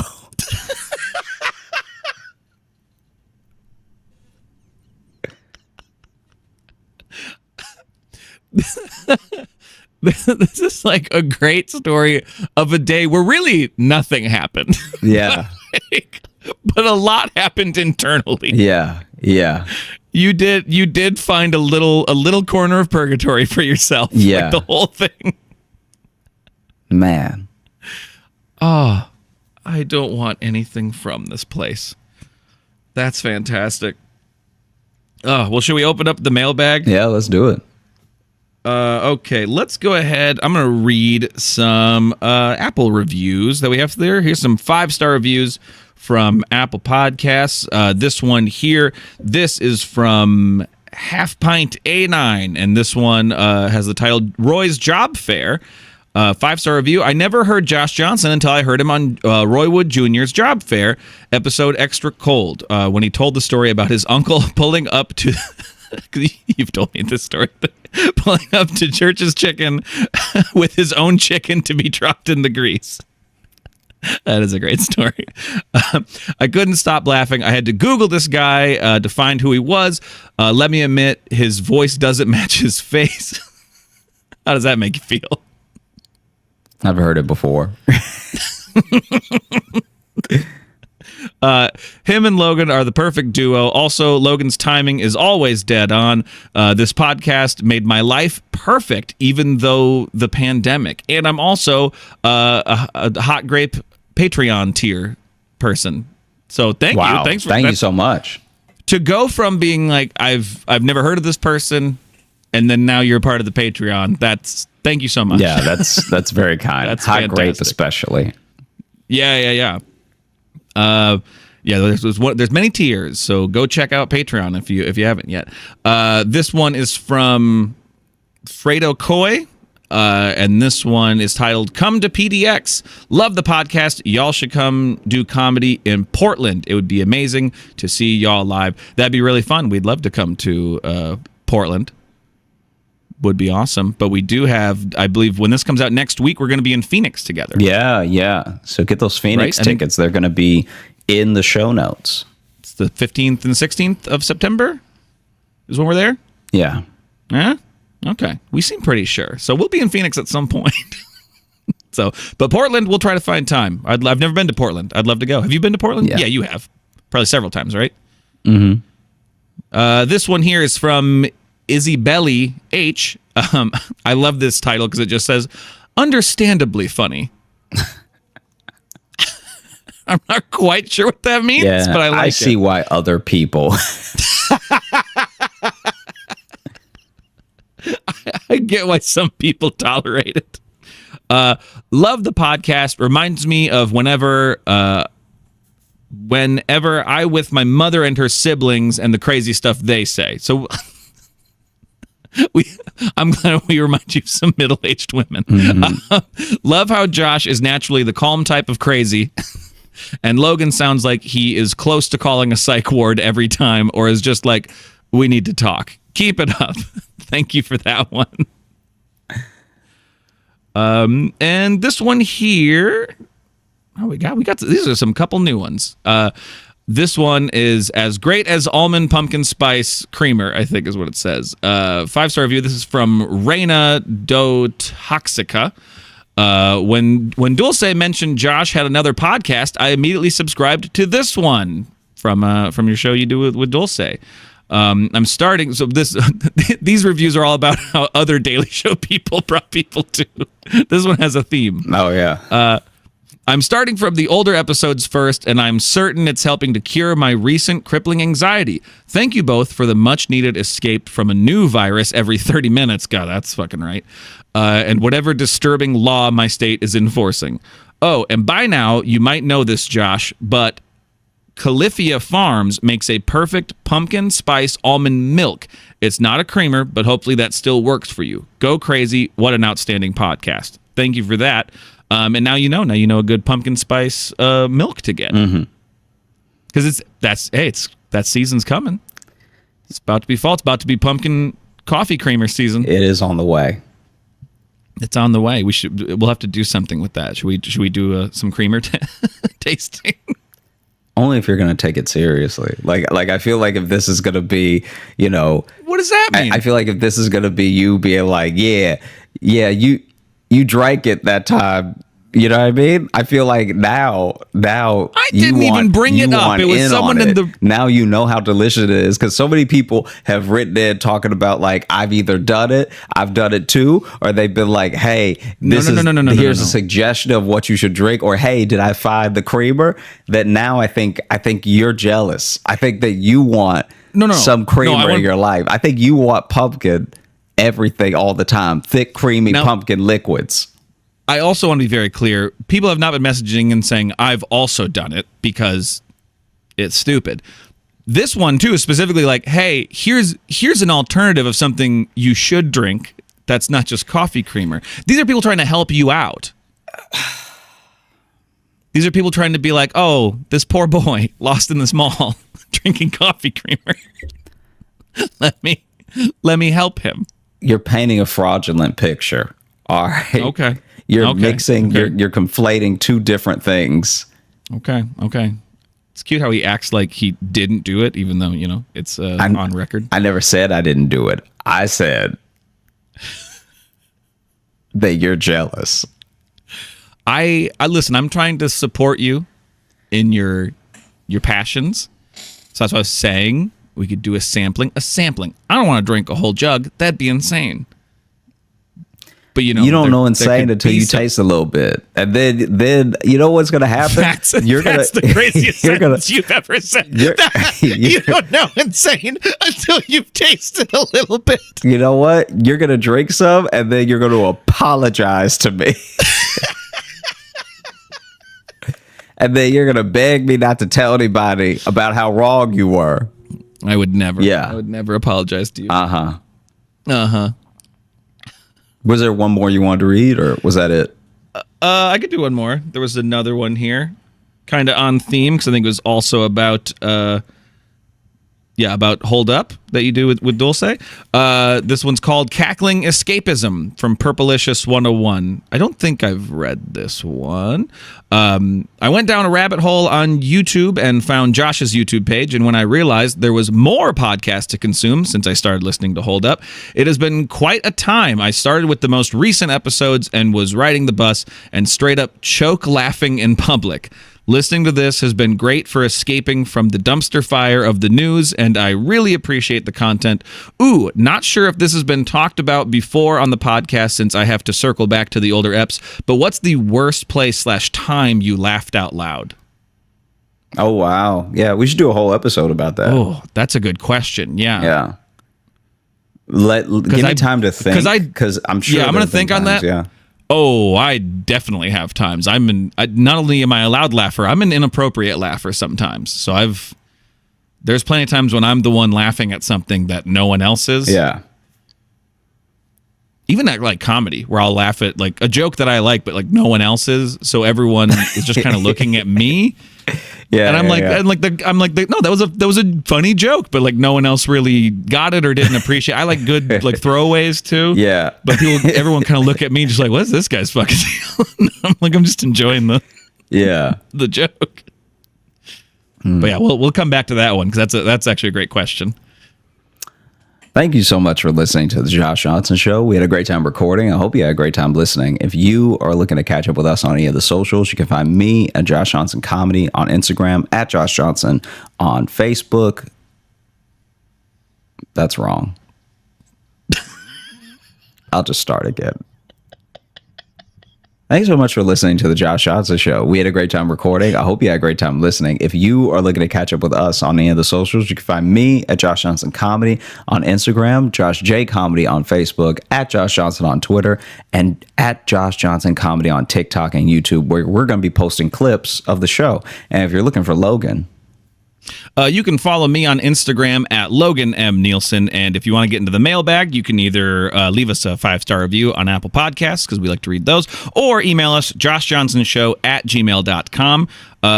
Also, one of those reviews brought up our Patreon, Josh Johnson Show, patreon.com/Josh Johnson Show. We have 4 different tiers there with a variety of bonuses and different stuff going on there, and we put all that stuff in the episode bios, including links to where we're going to be doing shows. We'll be in Phoenix. Any other shows you want to plug coming up that we want to mention? Or I think that Phoenix is the next one that's soon. Give me 1 second right here. if you're in Minnesota, I'll be at Rochester, Minnesota, Goonies Comedy Club. It's actually the club I started comedy back. It hasn't been open for 2 years. They're having a grand reopening at a new place, and I'll actually be headlining. So if you are in Minnesota or near it, it's not too far from the Twin Cities, I don't think, if you live up there. But come on down, and then we'll be in Phoenix, and then come through to see Logan, and then Phoenix September 15th and the 16th. And I'm headlining a show in Mason City, Iowa on the 17th, but that's pretty in the middle of nowhere.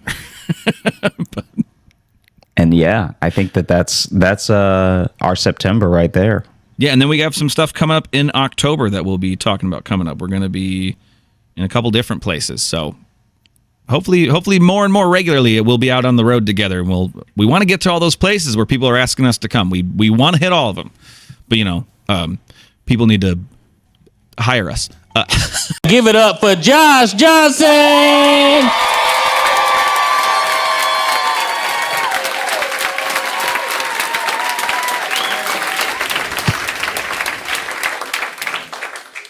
I don't know if y'all saw this demure thing that's taken off.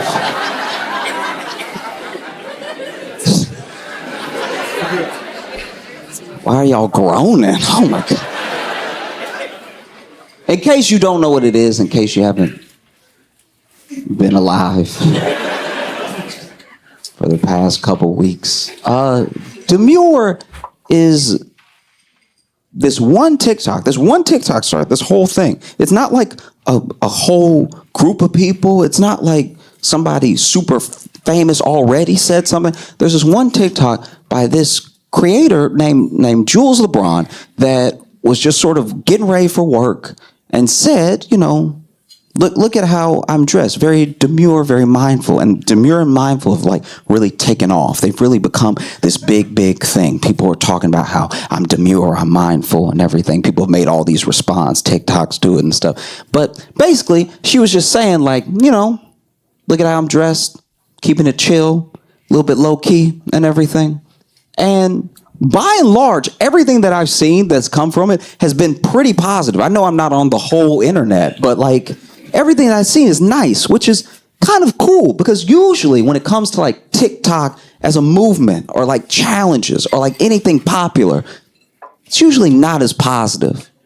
You know, most TikTok challenges or trends are mostly like, hey, y'all, watch me punch my grandma on the back of the head. It's usually something that causes harm to, you know, you or someone else for everyone's entertainment. And we watch all the time. It's like, hey, y'all, watch me while I call in this bomb threat to the Vatican. You know, like there was one thing, I don't even know, it got so bad that they would talk about TikTok trends happening that I don't even think were happening, but they were believable because all the stuff that really was happening. Like, I'm pretty sure there was one where maybe I'm falling for like a trick, but I'm pretty sure there was one TikTok trend where people just kept blowing up the urinals at the boys' bathrooms in their high schools.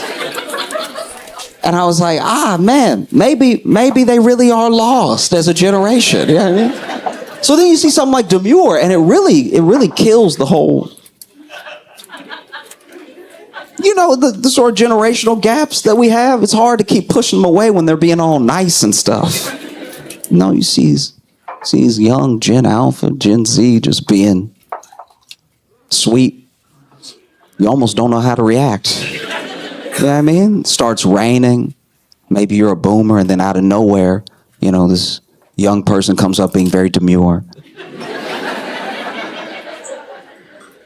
Pops an umbrella right over your rainy head. You just standing there like, Fox News did not prepare me for this. I don't know what to do. Thank you, I guess. This is weird. You sure you don't want to punch me in the back of the head and film it or something? Like, oh, it's just nice to see like a trend that's at least like feeling mildly positive as it spreads, you know? Because a lot of them start positive and then quickly turn. And I haven't seen this one turn yet, because the whole definition of demure is like modest, shy. You know, mindfulness, obviously self-explanatory, being mindful and stuff. Because the other TikToks I've seen Jules make have also fascinated me, because, you know, she'll do little stuff like she brought donuts to the hotel staff that took care of her at the end of her stay. And she was like, this is being demure. And I'm like, oh, okay, I guess we redefining it. I had no idea. I thought, that's cool. I'm saying, because I'm happy about it, you know? And I think that's really awesome, because for a long time, I didn't know if like a good trend could catch on. You know, we like deep down, whether you like it because you like it or you like it because you love to hate it, we like watching the bad stuff. Do you know what I mean?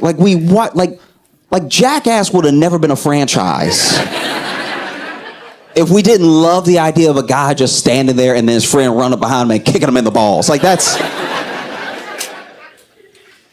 you know, we had Jackass when we were little, and that just spawned into like a different now everybody can do Jackass. Everybody was doing Jackass the whole time, by the way. It's just when we filmed it, it sort of just sat at home. Like they just became home movies. There wasn't an internet to push it out to the rest of the world with, you know?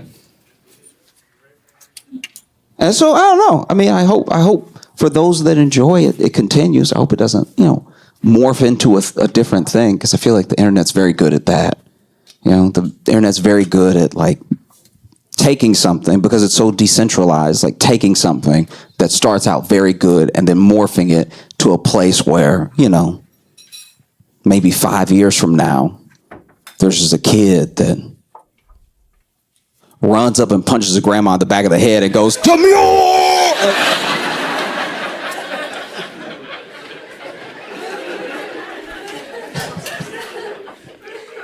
Nah, but I hope it doesn't happen. I took an improv class when I lived in Chicago with a kid who was Buddhist, right? And he was Buddhist in a way that was very sincere. He wasn't like that. You know how sometimes when you go off to college or something and you meet someone who's like hardcore Buddhist, but they're like a white dude with dreads that's always trying to bang, you know what I mean? It's like, I'm like, no, I don't know if you following really. I think that you just wear the beads. I think you're disingenuous. You're just trying to use it to lower some walls. You know what I mean? How could I be bad? I summered into bed. You know what I mean? Kind of has those vibes. But my friend who I met is the person that truly fascinated me, because he was someone who had a lot of joy and a sincere joy. Not like, you know how there are people that you meet sometimes that are full of joy, but you can tell the joy is because everything's going right now. It's very circumstantial joy, right? It's like lottery winning joy, where it's like, guys, of course. He had a nice joy that wasn't swayed one way or the other by like little things happening, you know? Because the circumstantial joy I'm talking about, it gets knocked over with a feather, right? That same person that's so joyful one day, you see them the next day, they're like, "Get out of my way!" Like and that's also normal. That's part of being human, right? Like it's not normal to be happy all the time. If someone is, watch them. Do you know what I mean? Like if somebody's happy all the time, they need to be on a list. They're hiding something, right? But he had a very, very sweet and sincere joy that was calm, kind of quiet, a little bit to himself, happy to talk to anybody, happy to engage with anybody and everything. And I think that because of who he was as a person, it sort of fascinated me what his philosophy was for life, because he didn't teach Buddhism, and he didn't think of Buddhism as a religion. He thought of it more as a sort of philosophy, right? It was his answer to the psychology of his mind.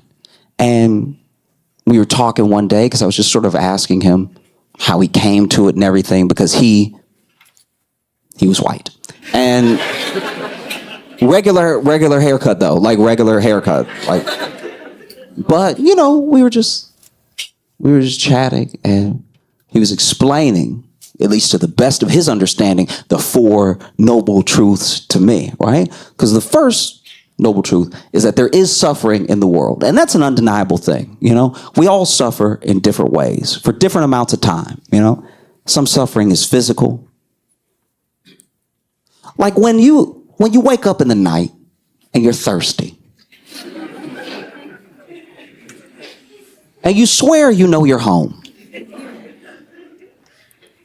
But you're walking in the dark because you don't want to wake yourself up too much with the light. And you don't sleep with shoes on. So your feet, your toes are at their most vulnerable.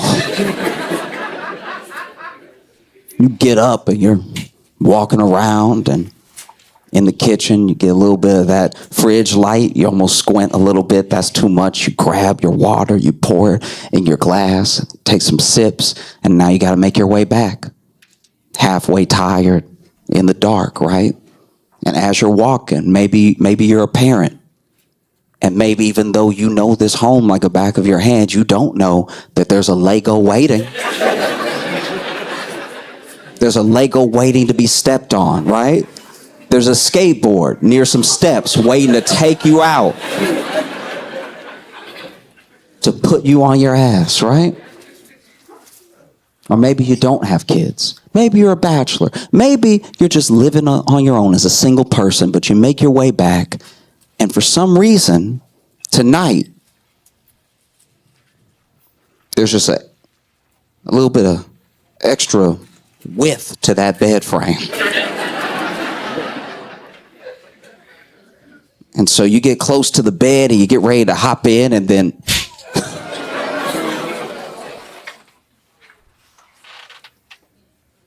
and so you suffer. No. But a lot of suffering isn't physical. A lot of suffering, genuinely is coming from a mental place. You either suffer in what you think is going to be the future, or you suffer over the past as it happened.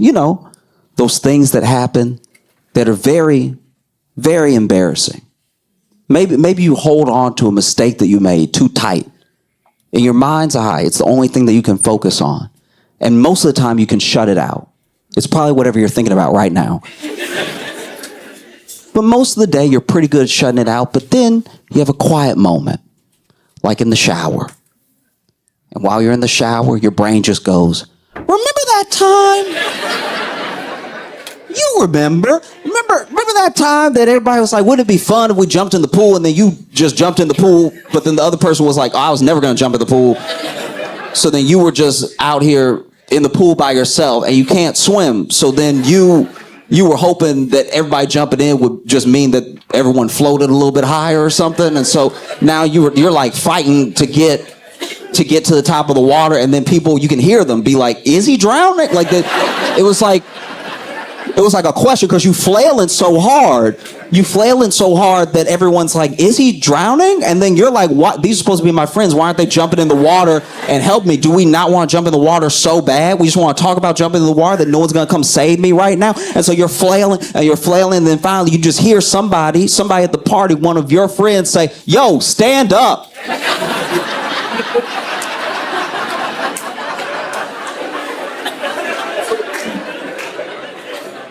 And then you realize you were on the shallow end of the pool.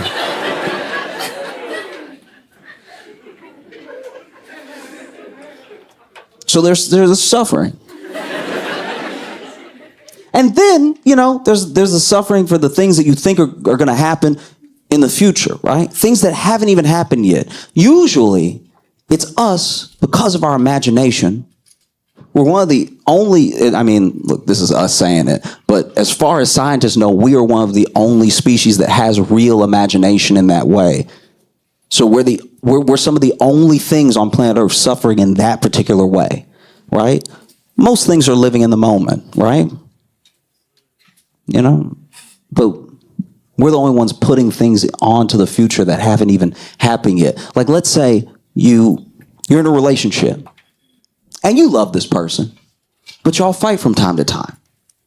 And you fight, but you love each other, and maybe it's been a long time. You've been together for a long time, so you know them. You know them deeply. You know them in a fundamental way where no one else knows them, right? So then sometimes when something happens, you can tell we're probably going to have a fight. We're probably going to have a fight because I know them and I know what happened and I know how they react to things. I know how I react to things, so we're probably going to have an argument, right? So then maybe you're driving home, maybe you're taking the train, maybe you're on the bus, but wherever you are, because you know there's about to be a fight, you decide to have the first fight. The first fight is in your head because you're practicing, right? The first fight is you just sort of shadow boxing, right? You do it too. That's not my fault, right? You just...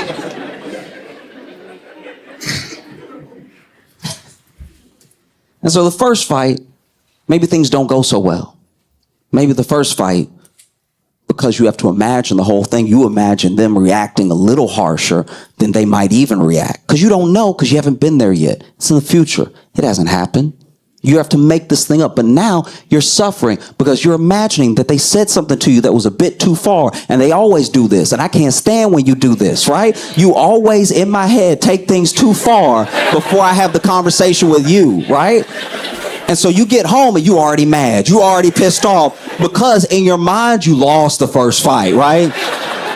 So now when we have the first fight, I'm remembering the first fight. So now I got to get my get back from losing that first fight because they had such good logic in my head when I was fighting them before that I came ready. I'm already ready to plug up all the holes in my own argument, right? And so then, you start fighting and then you start the fight by being like, why are you yelling? And then you realize you're yelling and you're like, why am I yelling right now?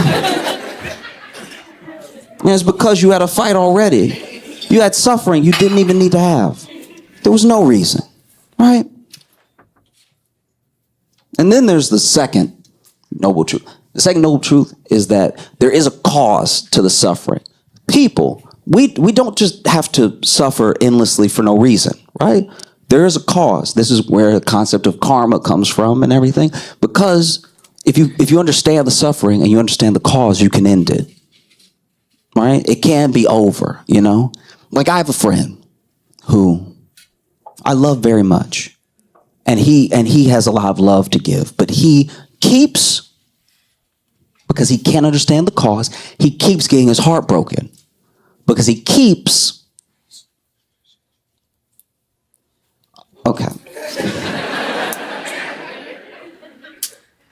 he keeps getting his heart broken because he keeps trying.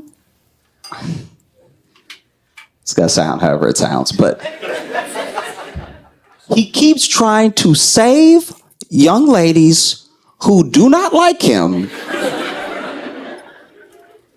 but do enjoy dinner, right? Do you know what I mean? Like at a certain amount of dates, I'm like, yeah, dog, I think if she liked you, she would call you sometimes. Like. Because he's a lover, but it's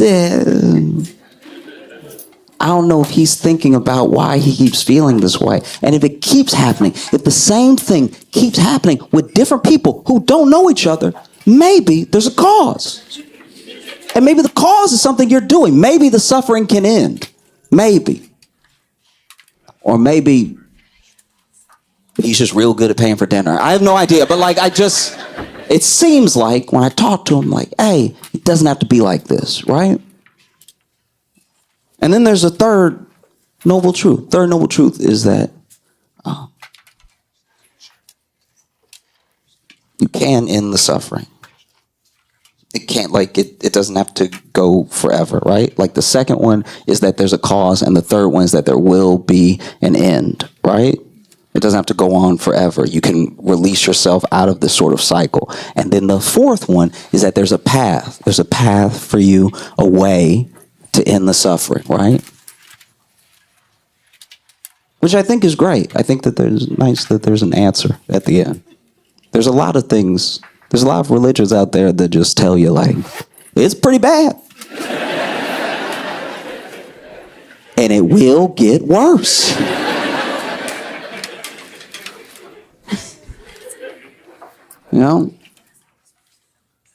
There are some Buddhist monks, right? There's some Buddhist monks in Thailand, and they're in a specific region, so I don't want you to think this is all of the Buddhist monks. But these particular Buddhist monks in this particular region of Thailand keep getting into trouble for not being very good monks. Because when you think of a monk, it's unfair, but you think of a monk the same way you think of a nun. You think of someone who has dedicated their entire life, their finances, their physical self, their spiritual well-being to the cause of whatever religion or philosophy that they've taken up, right? And that doesn't make them perfect, but it does make them seem like someone who is going to be holy or be grounded, whatever the thing is, right? And these monks are pretty rock and roll. These monks are going ham, okay? These monks are having such wild scandals. Like there was one temple, right, where all the monks in that temple got busted by the police for doing meth, right? And it's hard to conceptualize a methy monk, right? Because you usually think of them as calm and still, but you can't be on meth. I've never seen someone do meth and then calm down, right? That's not part of it, I can only imagine what that one monk who did the meth first must have told the others. You know, does a little meth and it's like, y'all, if we do this, we ain't got to do all that sitting. Like this is about to hit, okay? You know? There was another scandal where there were some monks who basically, I say got in trouble, I think they got arrested for stealing millions of dollars in donations from people who were basically donating to, I guess, the monastery, but just generally, the same way you donate to like any church or anything like that. And that one baffled me because I thought one of the whole principles of Buddhism was like, guys, I don't need anything. Like, it's me trying to better myself, trying to get better, trying to get to the next level and everything. So to give the monks millions of dollars is asking for trouble. Like, yeah, I mean, to give the monks a rapper level of money and then not expect them to live that rapper lifestyle feels like an unnecessary temptation, okay? You know, like I'm pretty low key, but if you gave me around $8 million, I might go a little wild for a day or two. You know what I mean? And it's tough. It's tough when you're a monk and then you try balling out because you in the same clothes. Do you know what I mean? Like when you roll up to a strip club, everybody know you're not supposed to be there.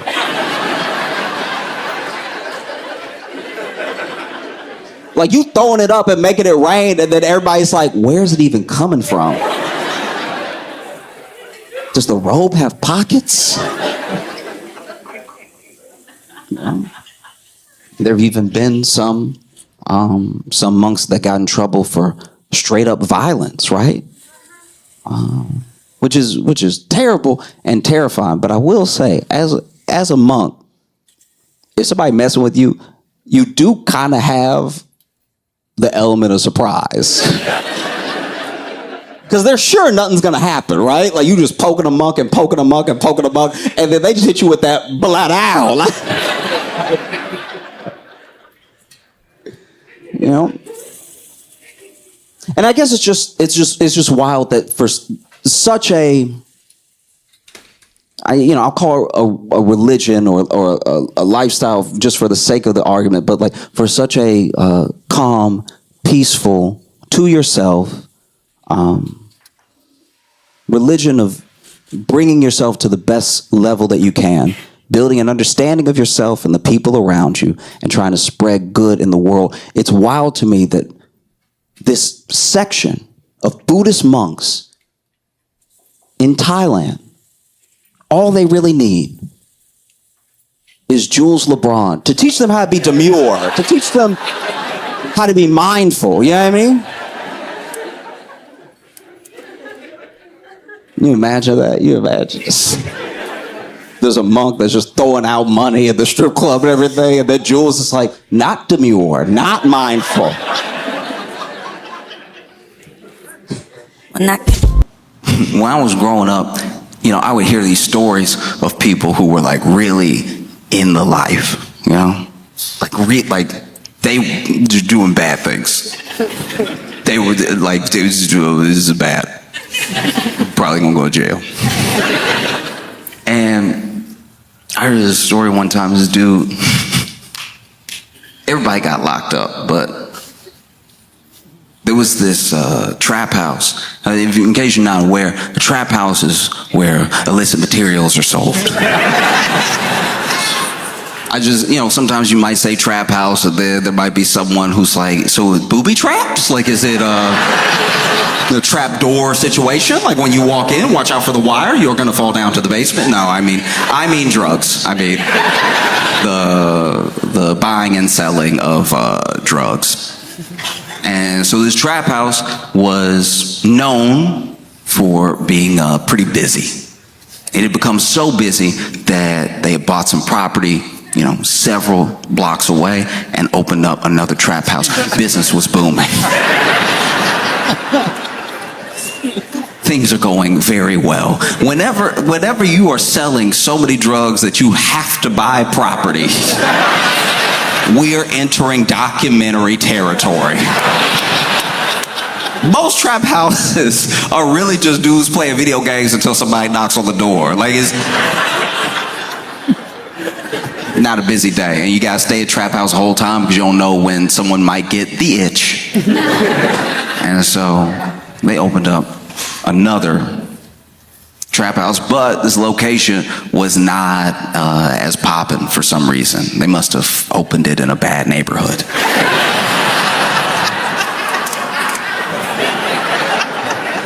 Can you imagine? Can you imagine being on drugs, be like, I'm not going over there though, that's dangerous.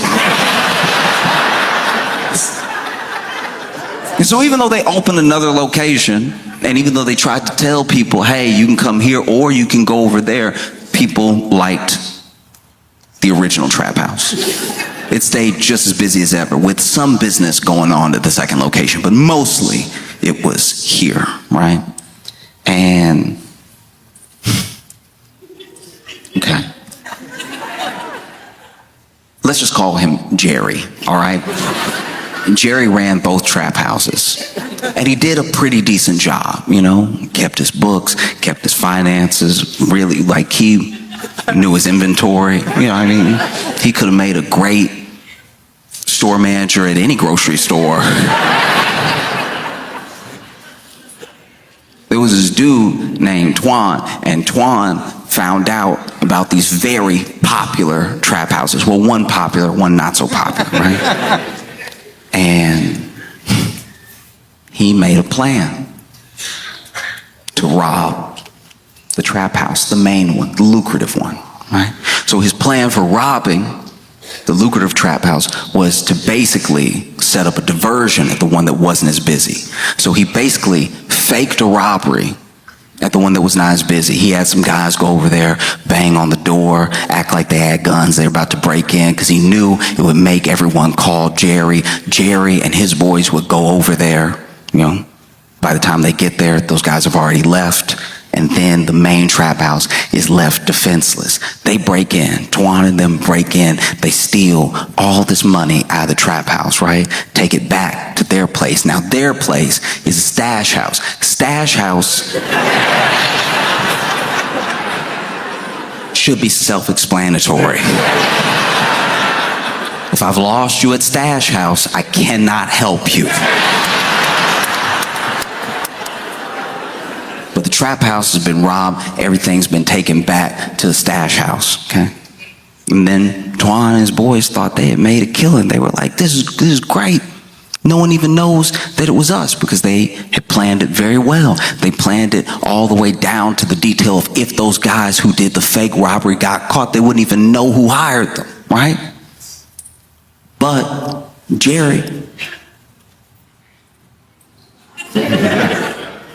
Jerry's no fool. Jerry started asking around, and he could kind of tell that some of these guys were lying, some of these guys weren't lying.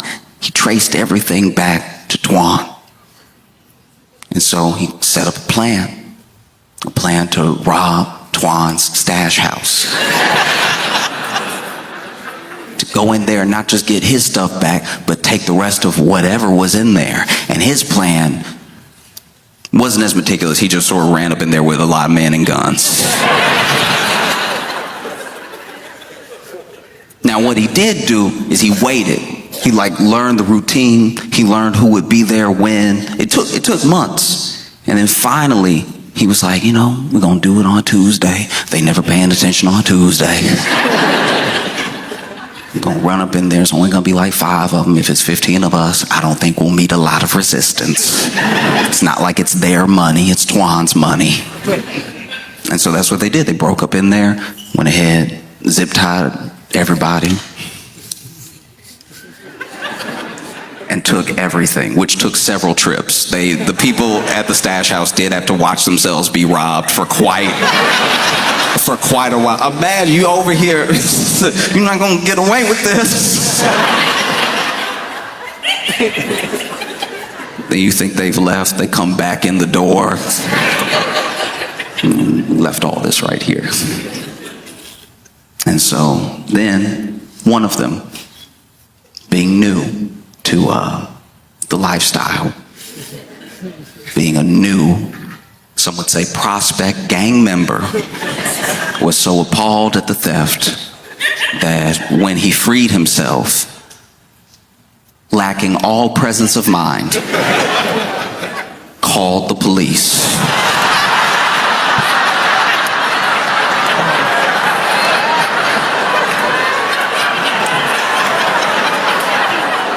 This man called the police. It was like they ran up in there, they had guns and everything. They had a gun in my hands. He's telling all this to 911. They took everything. They took the weed. They took all the money. Took my favorite Glock.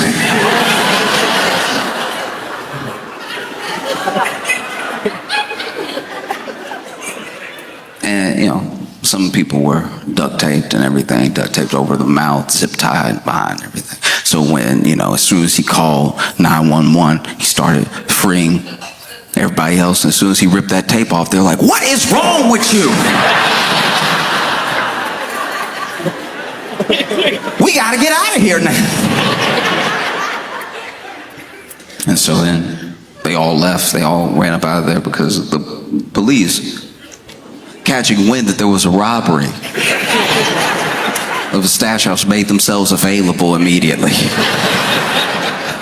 No, they got out in time not to get caught. They got out in time to see the police raiding the stash house from a few doors down. And that's the thing, is like people say, you know, crime doesn't pay, or like criminals are dumb or whatever, but there are some very smart people who, for whatever reason, enter a certain lifestyle, choose to stay there, or maybe it's all that they know. And if criminals were so dumb, they wouldn't be fascinated. We are fascinated by career criminals. We're fascinated by people who do things that aren't just illegal. They have the gall to try to pull something off that has so many different entry points to danger.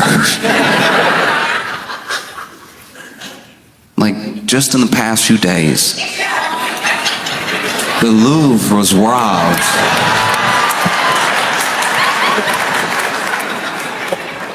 And I have not been able to settle. This is amazing. Okay, so if you're not familiar with the Louvre or the Louvre or whatever,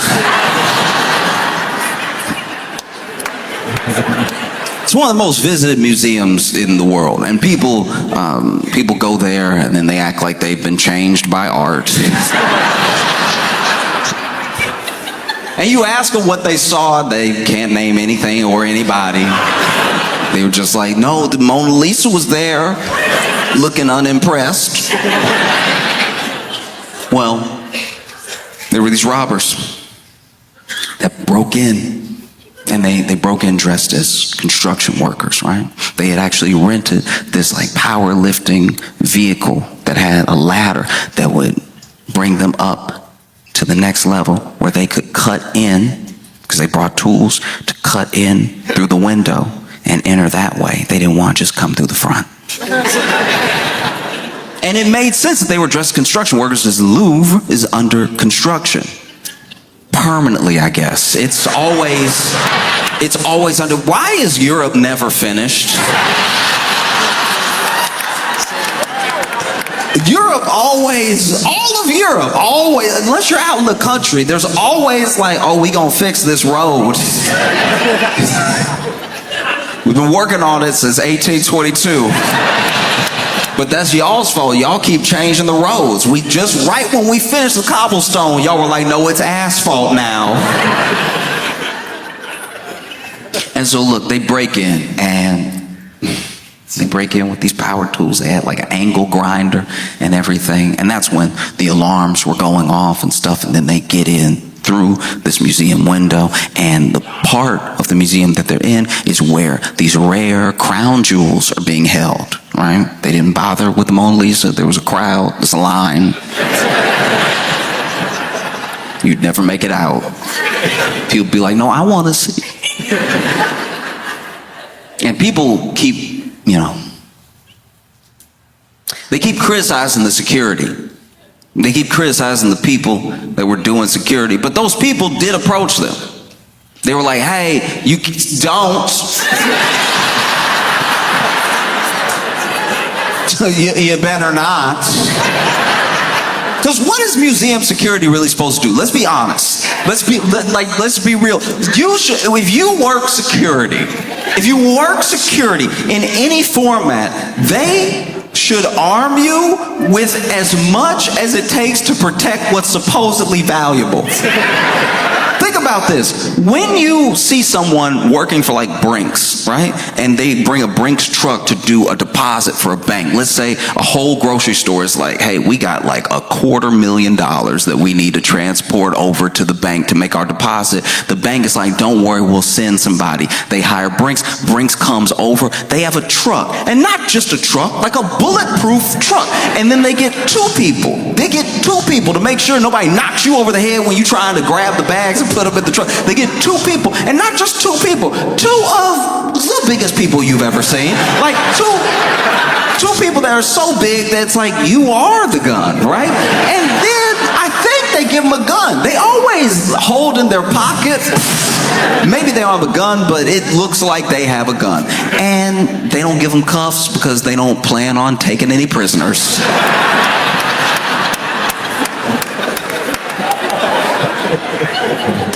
And then they get in there, Brinks always handles a drop like they are being robbed. Like they always handle the drop the way a bank robber would handle the drop. Because I used to work at a grocery store, and Brinks would come in and they'd be like, so where is your safe, or when you hurry? And we'd be like, oh, it's over here. Okay, it's over here, all right. And then the one would get to work putting...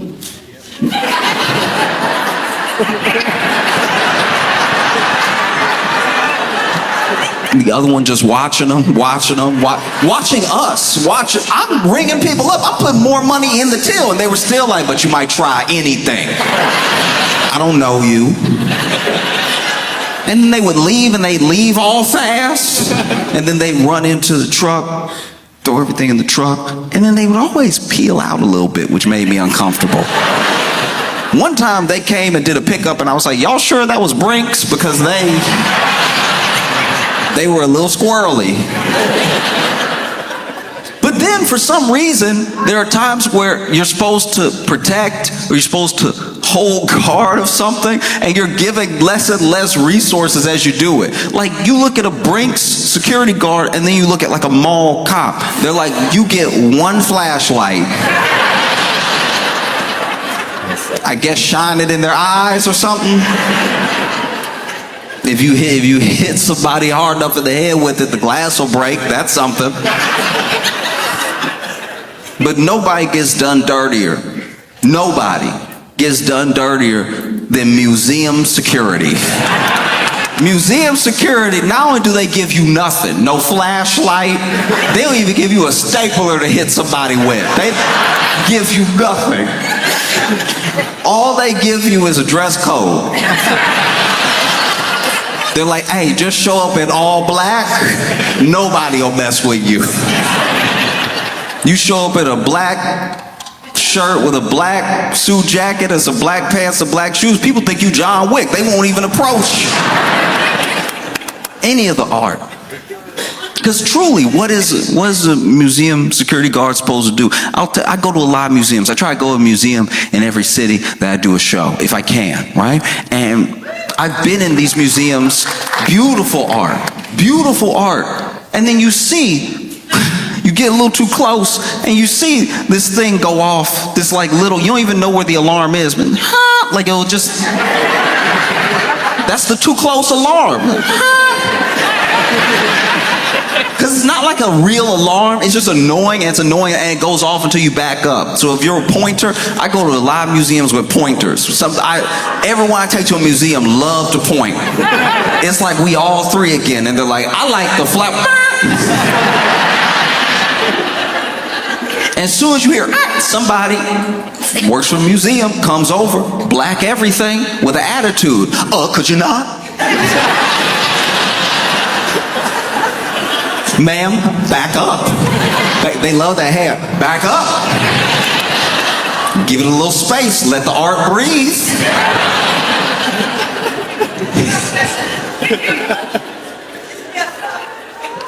And you want to know who a museum security guard's arch nemesis is? Because it's not like a grown man. It's not a grown woman. It is any child. Any child will ruin their day. Because I don't know what it is about the frequency of the alarm, but if you're 4, you can't hear it. If you're 4, you're like.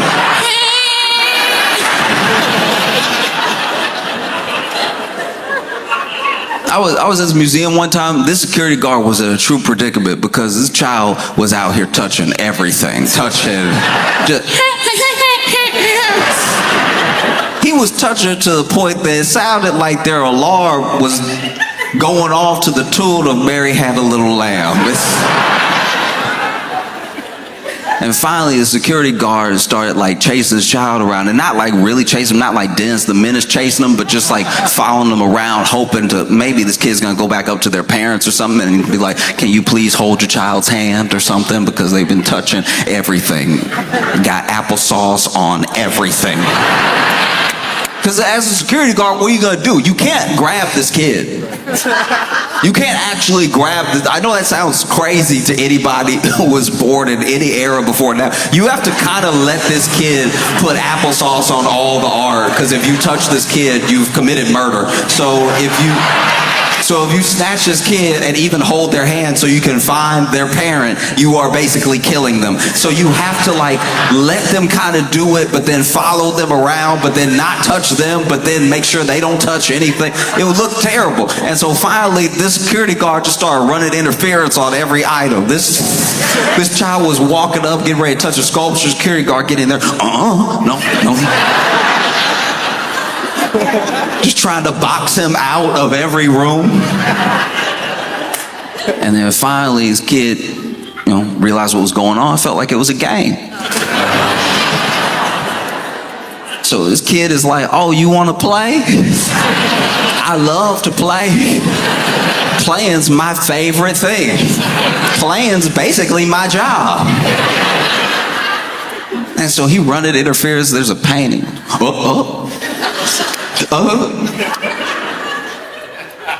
And finally, this kid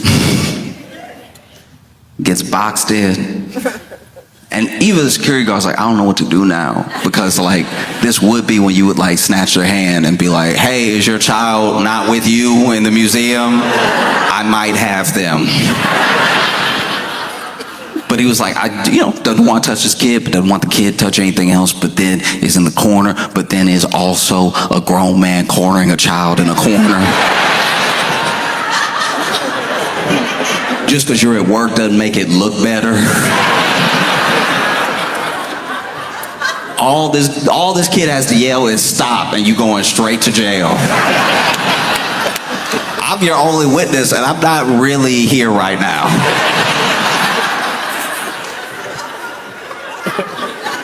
And so this kid boxed into the corner, and you can see the kids having fun. The kids over here.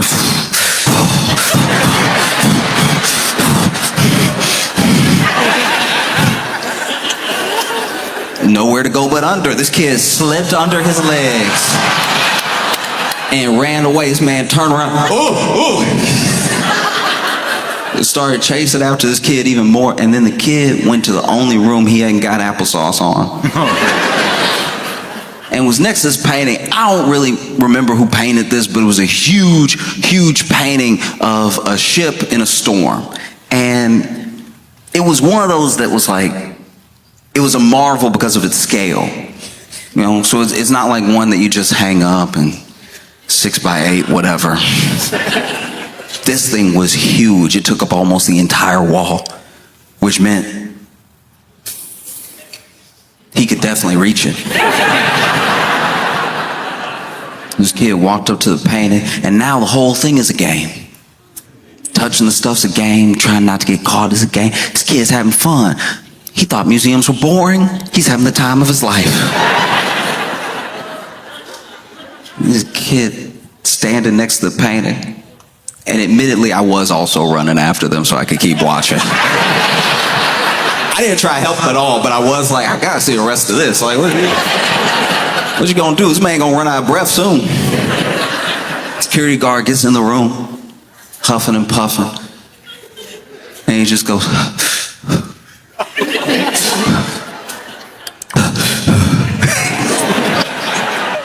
even the kid for a second was like, ooh, are you? I might have killed a grandpa. I don't even know.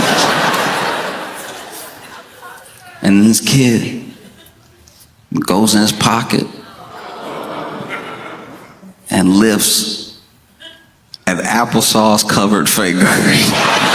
And I was like, it's been in his pocket the whole time. Children are disgusting. This kid been running around with a pocket full of applesauce this entire museum trip.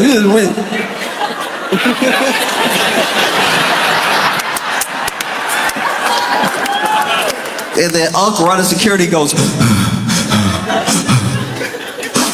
don't. This kid, no words, no emotion in his eyes. You can tell he gonna grow up to be a bad person. This kid, applesauce covered finger just went, beep.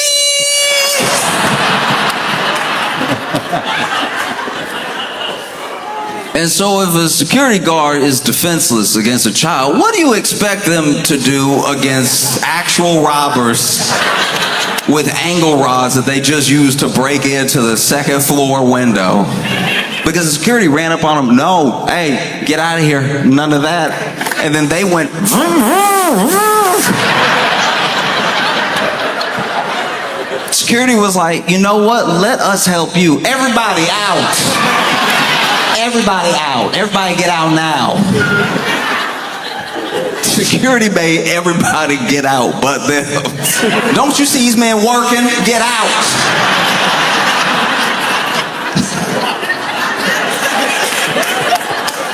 They over here on time crunch. And you over here, ooh, look at the jewels. Get out. In fact, there was a news report that cracked me up. I laughed so hard because the security report, there was this person who, I don't think they were like head of security for the Louvre or anything, but they were basically like, it is museum security's #1 job to make sure the people are safe, and that's what they did. They made sure the people were safe. I was like, you are changing the narrative right now, because anytime I got too close to a painting and I heard the and then I had somebody come over, it didn't seem like it was for my protection. You know what I mean? It wasn't like they were running up, hey, that one, that painting, that wakes up. Don't get close. Please.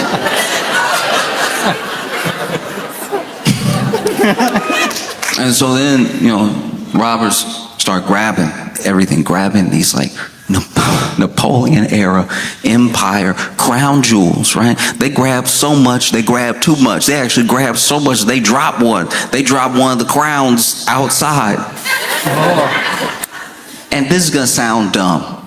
This will sound dumb, so bear with me, because I know it's gonna sound dumb, but I don't think it's dumb, all right?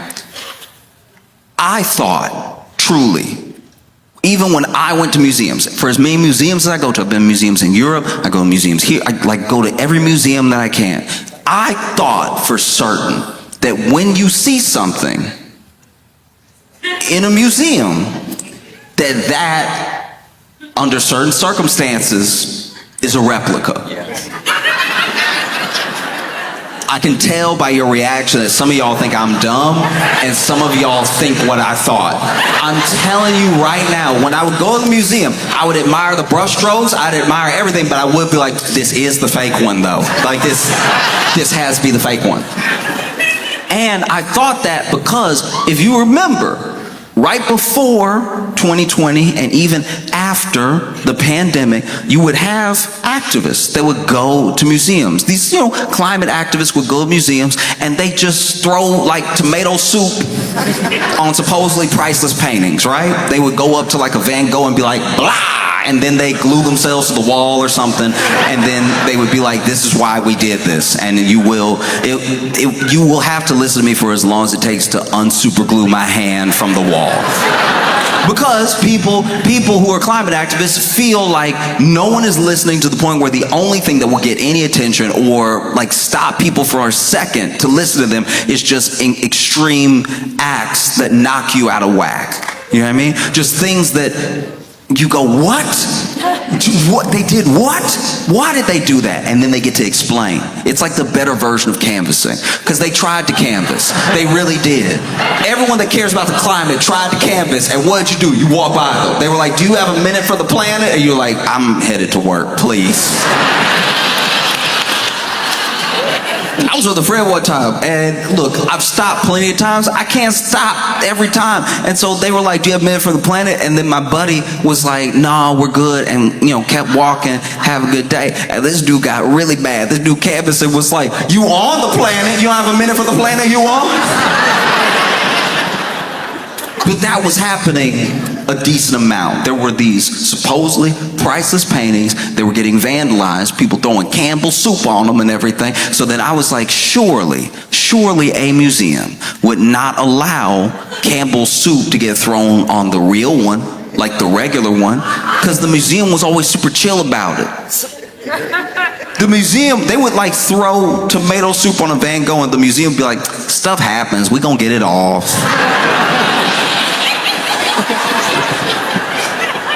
You gonna what? You gonna get it off? Because when I got close, when I tried to smell the painting, I heard, and then you came over, no smelling. It was get it off, no big deal. Or you would see things like I don't know about you, but the tomato soup that I eat got a little oil to it. And you throw it on oil painting, it seems like it might leave a stain. I have no idea. But then you would see the museum come out and be like, no permanent damage was done to the artwork. And I'm like, how? I've dropped suits that were clear on my hoodie before it had the stain forever. How's this 200-year-old acrylic painting fine? It must be a fake. I used to think that, look, if you go to a museum and you see just like you could touch it, that one can't be real. But if you go to a museum and it's behind glass, that's the real one, because they bothered to protect it. Why are you just bothering to protect some pieces? That doesn't make sense to me. So then, in my head, I was like, those aren't the jewels.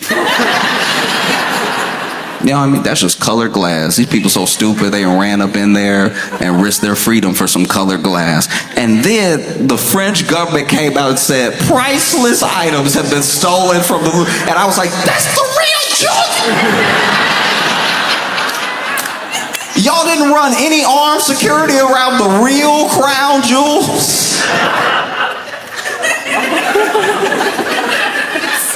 For a split second, I felt like it was my money. I was like, what are y'all doing? Ooh, I need to sit down. You said it was priceless. And then right after saying it was priceless, they were like, it's about $100 million. I was like, oh, seems like a price. You said priceless for a day and a half. And then immediately y'all were like, I think 103 probably. At least round up to 110.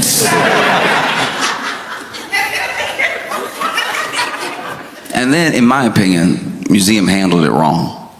They were over here freaking out. Everybody, the French government, they got everybody on it. They got like their version of the FBI. They have the local police. They have everybody on it. They plastered all the jewels that were missing all over international news and everything. If I was trying to save face, let's say I was head of museum security, I was trying to save face, I would come out to the public immediately after the robbery and be like, y'all, that was Banksy. Y'all know Banksy play too much.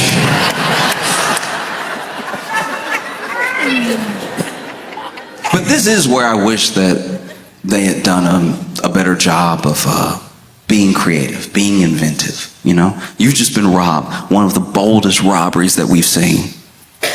And you are the most visited museum in the world. Why don't you just see this as a W? You know what I mean? Instead of freaking out and shutting down the whole wing and staying closed for a day, all you gotta do is put that tape around the crime scene and make that an exhibit. We all wanna see it. Bring people in. Make the security guards that did do their job, the tour guides, just be like, it was 4 of them. They ran up in here. I was like, hey, get out of here. And they were like, ving, ving, ving. I was like, you right. All right, I'm gonna go.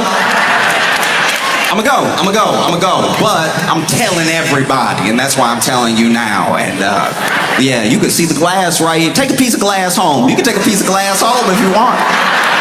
The jewels used to be right there. That's crazy, right?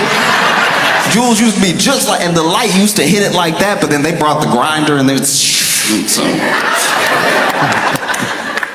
But they were real ones. That's why I'm doing this now, or else I'd be fired. Oh, it sucks.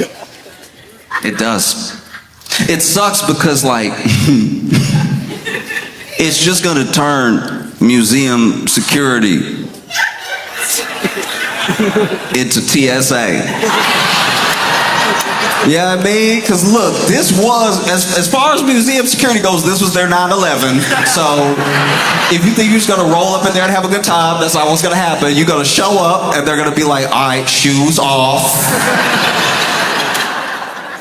They all gonna have the wand now. No, brutal stuff. You gonna walk into your local museum. You're not even in France. But there's gonna be that security guard takes his job extra serious and be like, you're not gonna get me, not today. Pants down. Pants down. No, I got a check. You could have anything. You could have an angle grinder in your pants or something. You know, we have some very expensive cups here.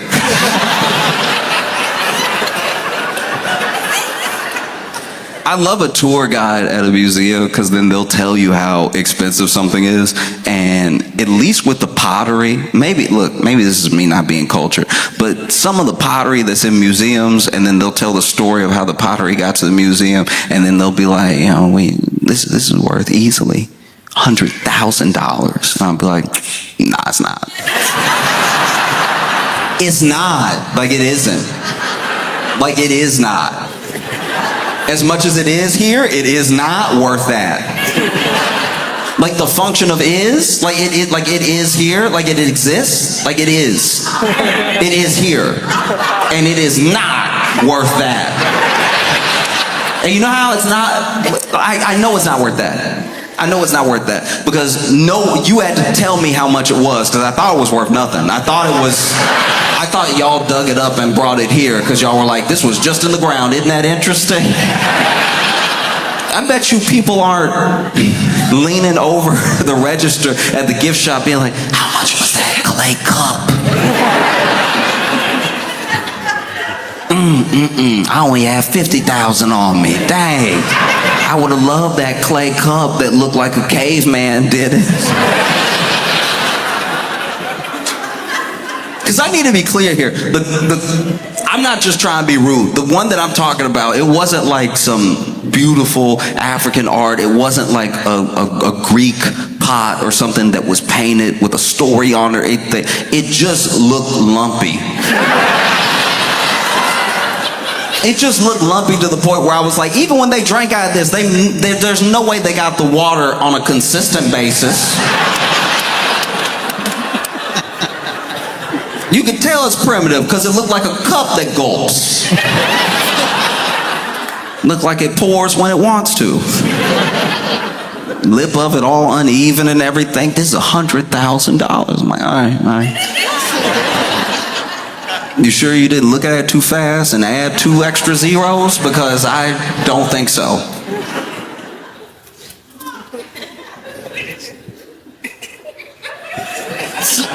There was a guy. There was this really, really rich guy, apparently. I don't know. I don't know him, but everybody was saying how rich he was. And he got on the Instagram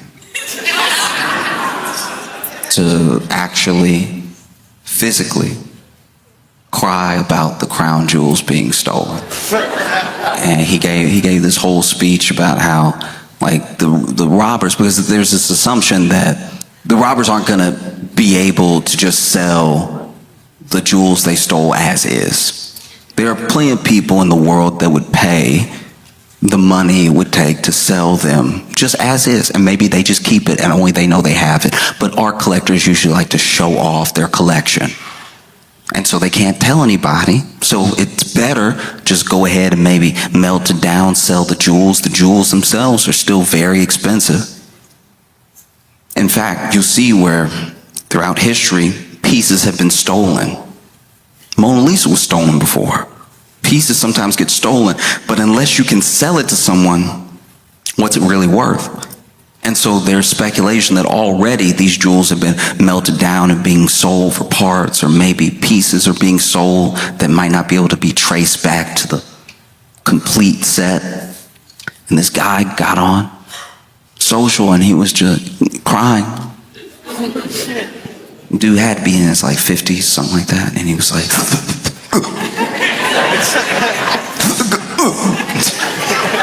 it was that crying where, okay, you know, it was like the crying you do when you're little, but you let yourself do it again when you get grown if something gets to you enough.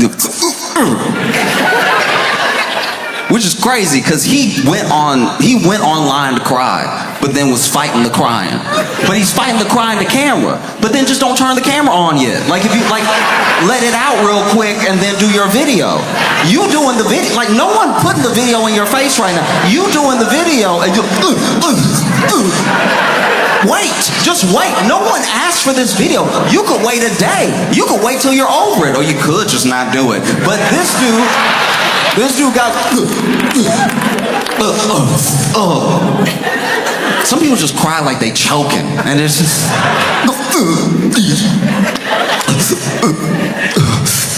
and then he said a bunch of stuff, and he did say it in French, and I don't speak French, so I'm going to paraphrase from what everybody said he was saying. But I know he said some of this because a lot of people said he said it, and then I know there's some of it that might be like editorialized on what he said, because I don't know if he said that because I don't speak any French. But and then also he didn't even say what he said in French well, because he was crying through the whole thing. Like. And look, to be fair, maybe some of that was crying and maybe a little bit of that was the accent. Maybe some of that was the accent, because there are certain people that when they speak French, they do seem upset for no reason. So then that's... It's like, was that a cry or was that one? Were you saying one just now? Were you like, or is that you trying to hold it together? Because that's why you should have waited to make the big...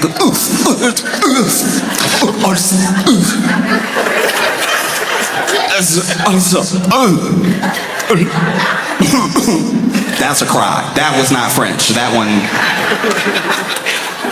And what this dude basically said was that you didn't just steal from the Louvre. You stole from the French people.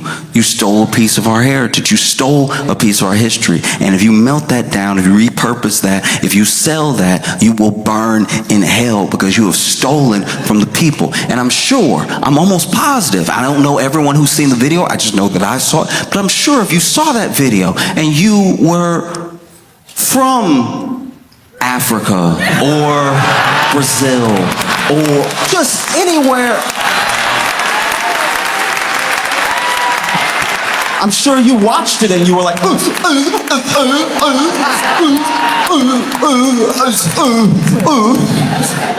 oh no. Someone stole a piece of your heritage? What are you gonna do?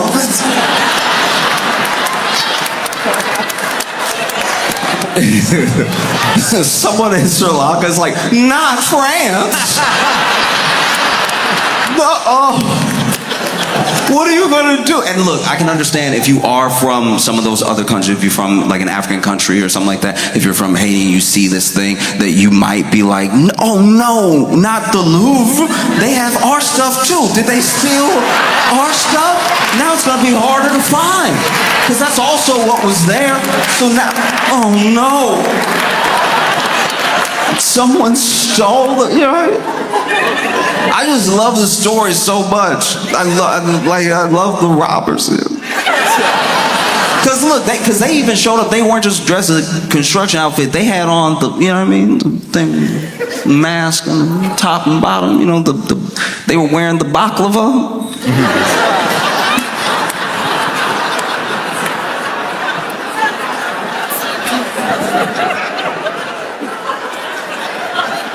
I don't know. I love this crime so much because it feels a lot like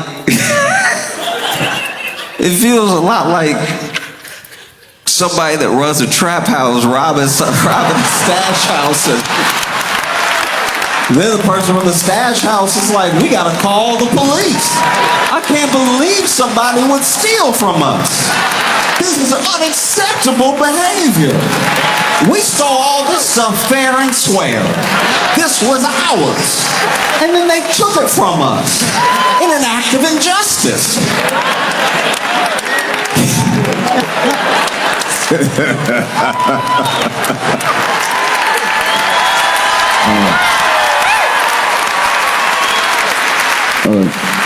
Stanford, y'all have been amazing. Thank you so much. I appreciate y'all. I hope you have a phenomenal time.